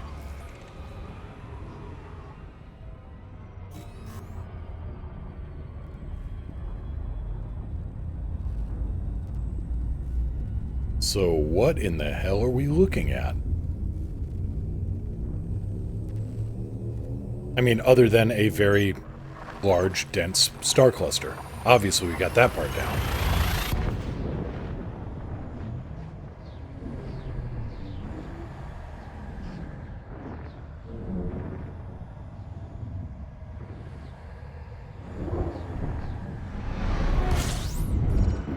And it is still ahead of me. System map. System cartography. Do you think it's a constellation you don't recognize from this angle? No, I'm 8,000, well, not 8,000, sorry, I am 3,400 light years away from Narvard. 3,400 light years away, this would just appear as maybe one star.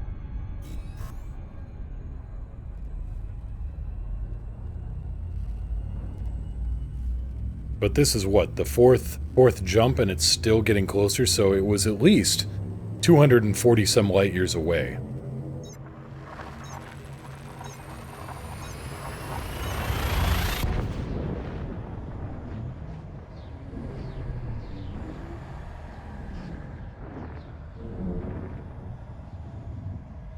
Well, I guess we see what happens when we warp into this star.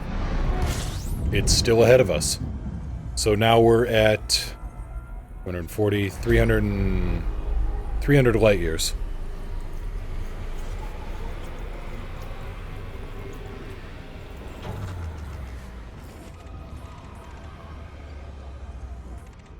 System map. System map. Jump animation keeps making it look like you're missing it, yeah. But no, you get a certain feel for these star clusters, and kinda on their approximate distance. Or at least you know that they aren't going to be... Given how far they spread across the sky, and given their apparent brightness, their apparent magnitude, you get the feeling that they're a lot further out than 60 light years. Just based on the amount of... You know, the amount that that cluster grows with every 60 light year jump. Alright, we may have passed it now. We'll have a look here.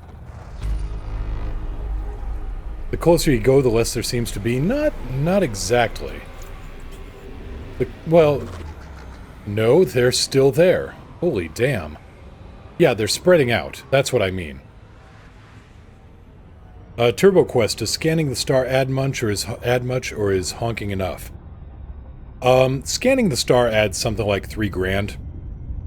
But, yeah, honking the horn... System map. It really depends on... It depends. I mean, scanning wouldn't add a whole lot to this. I mean, this is just... There's a pile of rock, maybe some ice. Well, on second thought, let's get a scan here. Yeah, that's just a pile of rock. Resume course.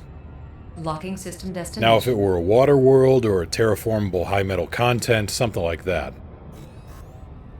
Axerin, I thought people were joking about honking. What's the honk button? That is the discovery scanner. I hold down my secondary trigger. You can see it charging there.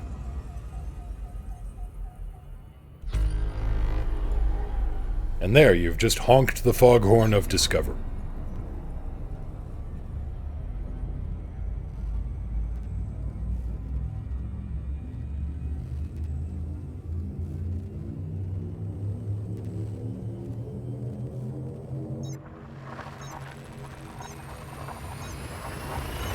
So it's not actually a honk. Well, you know, kind of like how a train horn doesn't exactly honk. Or a foghorn doesn't exactly honk, but yeah, it goes wham, you know, and then you find planets.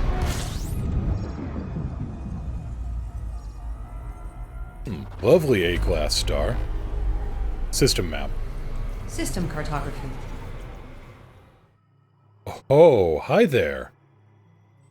It's been discovered, of course, but what we have here is a water world. Oh, and that star cluster is still ahead of us. Alcor, is you on HOTAS or controller? Oh, you're asking Axerin. Never mind. My bad. Axerin, imagine a 50-object system, all 50 are stars. Were you here for my analysis of HIP 63835? Because that place is just weird.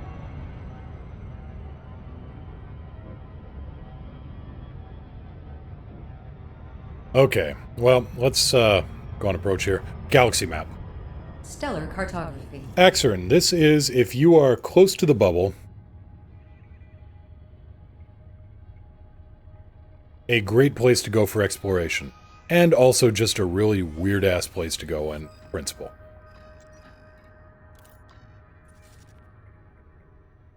Plot twist! Captain Punchhard 23. Thank you so much for the follow. Welcome to the crew. Axerin, this is HIP 63835A. O-class star. Show him, her, him. Alright. 63835A, O-class star. Really big. 74.8 solar masses, 14.5 solar radii. This is 63835B. Black hole. Then we got 63835C. Black hole. And 63835D. Black hole. AKA a binary star system with triple black holes. This is a gas giant. This is a brown dwarf star. This is a brown dwarf star. This system is made up of all of the stars. These stars are acting like planets. This star is acting like a planet, and this star is acting like a moon to the star planet. This moon has moons. 63835, the star system I warped into and told my equipment it had come into work drunk.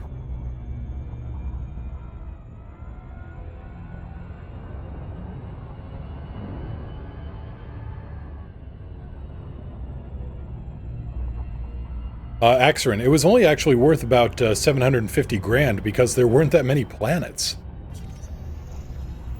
And now this one, so this is a water world I'm scanning up right now. And Axerin, sorry, Alicor's Axerin. Axerin, the system number is HIP 63835. There you go. Thank you so much, Alicor's. Water world. And this one is worth, if I click on it, let's see here. Estimated value, 644,000 credits. So, excellent. Let's see here, Murwaz, I don't know what I'm doing with the galaxy map. As it's set now, I have a hard time finding systems, so I can set a course. Murwaz, what do you mean? What's going on? Because the galaxy map does have a certain number of tabs and whatever here.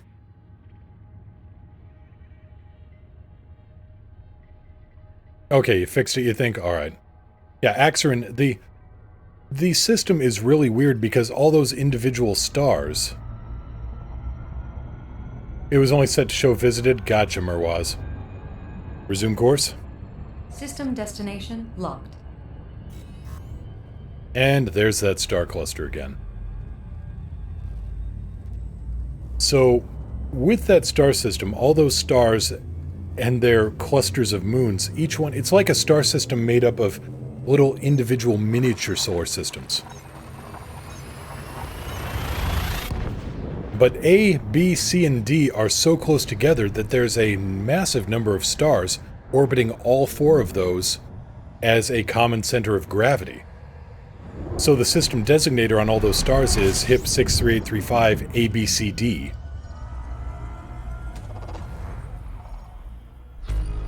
Which you don't usually see. Usually you see black holes like, you know, out in the far, you know, something like 200,000 light seconds away, not 5 or 6.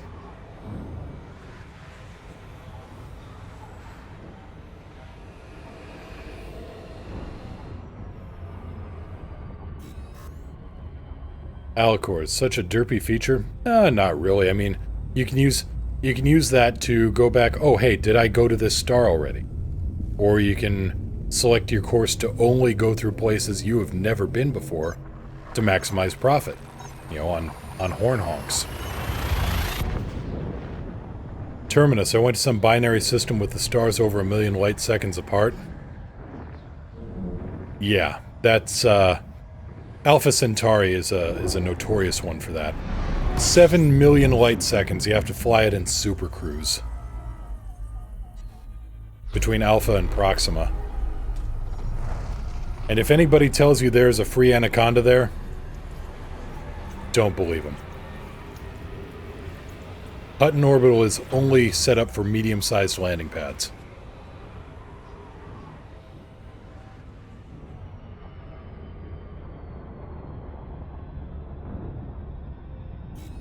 Well, it used to, TurboQuest, but then they nerfed the hell out of passenger missions. Terminus, 7 million, how long would it take? Put it this way, I took a mission to Hutton Orbital. I didn't realize at the time that I was flying to Alpha Centauri. Until I saw Alpha Centauri and went, oh no. Jumped in system, pointed myself at Hutton Orbital, pushed the throttle forward, grabbed a shower, went to the grocery store, got the car's oil changed, came back, loaded up Borderlands 2, got a brand new character up to level 10 or 12, sat back down at Elite, and I had about 20 minutes left in flight time. That was about 90 minutes to 2 hours.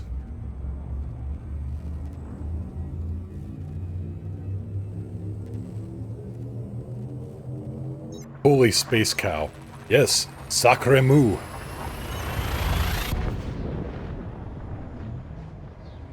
Alright, here we go, approaching Thor's Eye.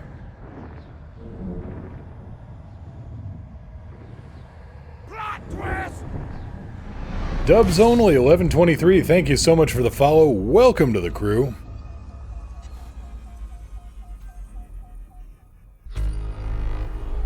System map. System cartography.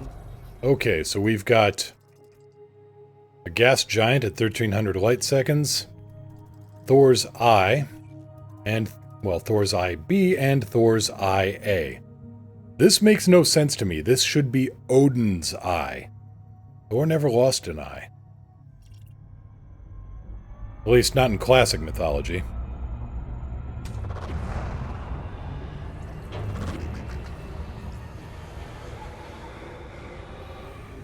Alright, let's get the gas giant scanned.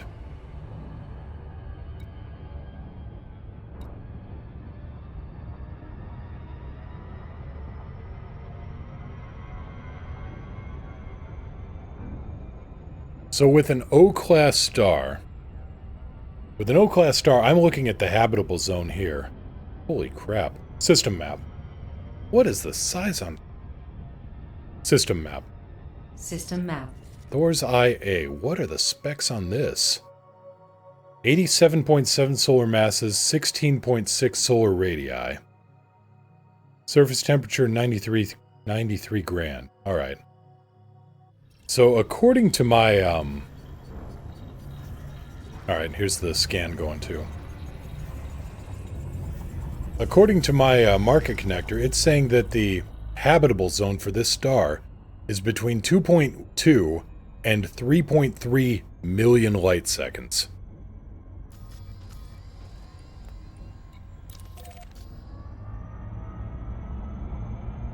Yikes. I didn't know you could have a habitable zone out that far. Now. Oh yeah, I forgot about this one. So, Commander Niao was flying along. I was running science officer or whatever I could as, you know, riding shotgun in her Explorer. And she found a ringed Earth-like world, perfectly habitable, orbiting a neutron star. That's like the magic trifecta. That's the triple crown. I mean, Earth-like worlds are rare. Ringed Earth-like worlds are like finding a unicorn. Ringed Earth-likes orbiting a neutron star? That's about as rare as rocking horse shit.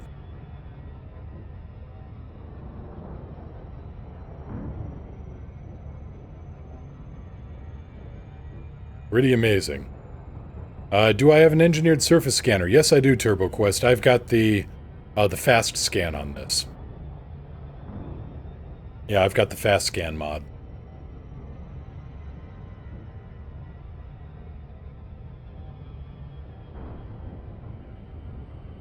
So we're going to do an approach on Thor's Eye B.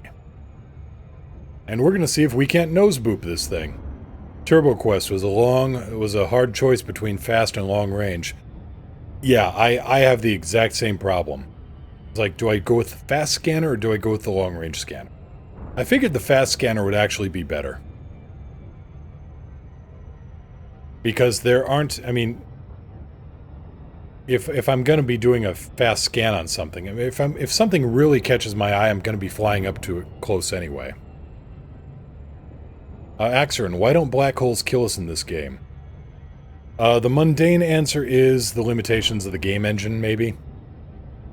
The in-universe answer that I like is that our frameshift drive is actually, it's a warp drive. Right now it is it's creating a bubble of normal space and bending the rest of space around it. So when you approach a black hole, well, also, the frameshift drive is capable of propelling your ship thousands to hundreds of thousands of times the speed of light. Right now I'm doing 20C and, decelerating, but 20 times the speed of light. A black hole can only ever accelerate something up to just below the speed of light. So, honestly, the frameshift drive is just a little bit more powerful than a black hole. Black hole's just an old pile of gravity. So that's my theory on it, that the FSD actually projects a safe little shield bubble of gravity around you. At least when it comes to stuff like a black hole.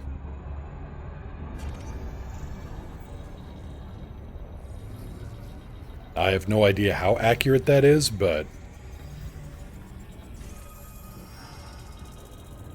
System map. System map. Yeah, loop of shame. In my defense... 18 solar masses. Alright. Well, let's go poke Thor in the eye.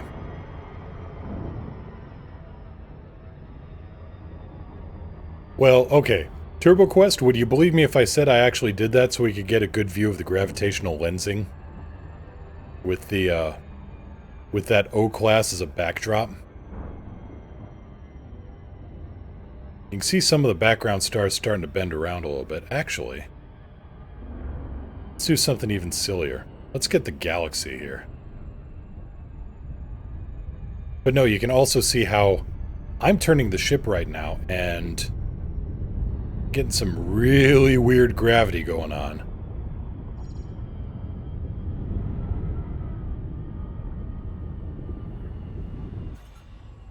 There we go.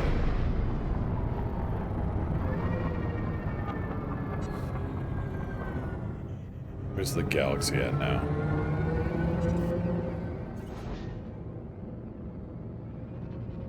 Well, there's something neat. There's a shell of stars right there.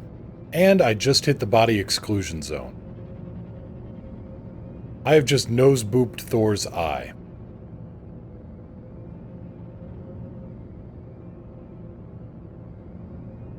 There's some interesting... Oh, that's my ship's trail. And that's being gravity lensed too.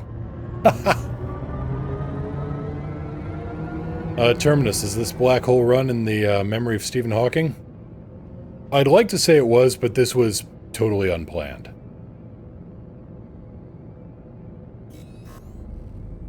So, if we were to... Let's see, where's the Milky Way here?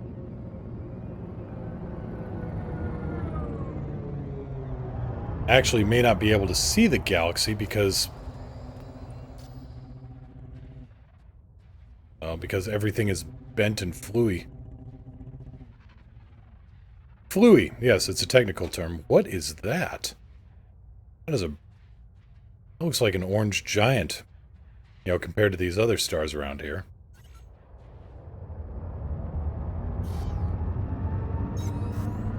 Alright, well, we're gonna have to hit the escape vector anyway to get out of here.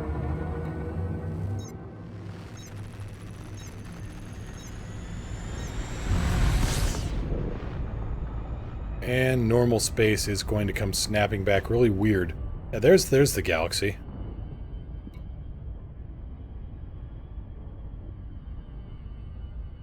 And there we go. Not quite back in normal space yet. The warping effect is still pretty hard.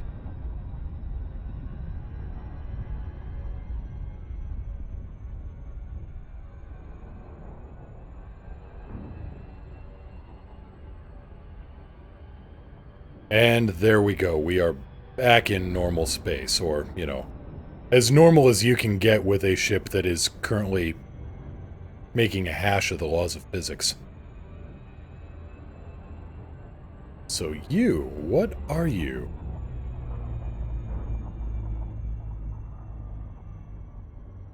Galaxy map. Displaying map. There's the galaxy.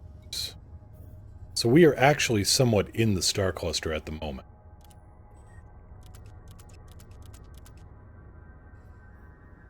Because here there's a bunch of O and B class stars. You can see just a great big cluster of them right here. Ah, the Lagoon Nebula, alright. That's what I'm seeing. It's this big trail and cluster of stars here. But there's some kind of... It looks like an M class, and it's a... Well, not going to be able to spot it here. Maybe unrealistic view. Trying to spot an individual M-class stars, well, in this mess it's like trying to find a needle in a stack of needles.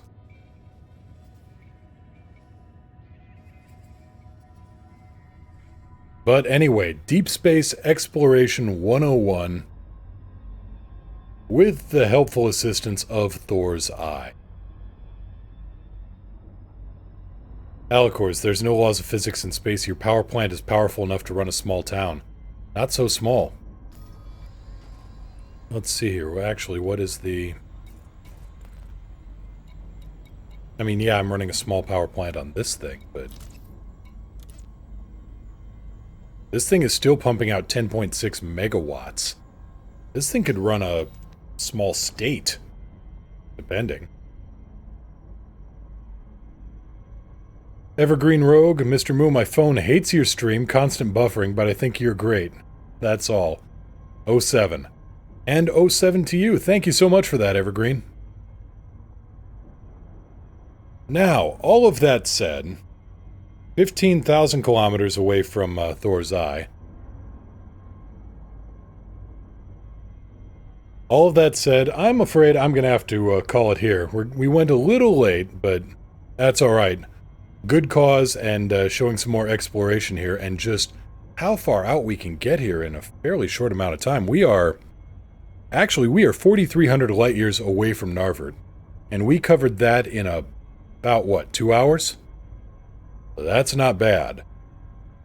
So, on that bombshell, I'm going to take off. No stream on Thursday, but I will be back on Friday. That'll give me time to actually, you know, get back and maybe get that bounty off of me. Anyway, it was just a minor misunderstanding, murder charge. Anyway. Oh, take care, everybody. I will be back on Friday, like I said. Let's see here. Let's see who's on. I'm all discombobulated. Those kind words, they make me all blushy. So thank you very much for that, Evergreen. Merwaz, thank you for the stream. You guys made me an explorer skeptic. Go out exploring. Nice. So, yeah, everybody, fly safe. If you can't fly safe, fly dangerous. If you can't fly safe or fly dangerous, actually nose booping a black hole might be alright, because anybody can do that. Alicors, yes, it was a minor murder thing. I was taking on a wing of pirates for assassination mission. The federal ship got in... He caught a couple of pellets off of my frag cannon. How was I supposed to know that, you know, that was going to be enough for a murder charge? I mean, come on. So, anyway, I'm going to send you guys off to Levang Fan, who is also very, very good at Elite Dangerous, and he's past, what, his 5 billion mark? So... I'm going to send you his way. Looks like he's got a wing going right now, which is always fun. Take care, everybody, and I will see you all again on Friday. Usual time, usual place. Hope to see you then.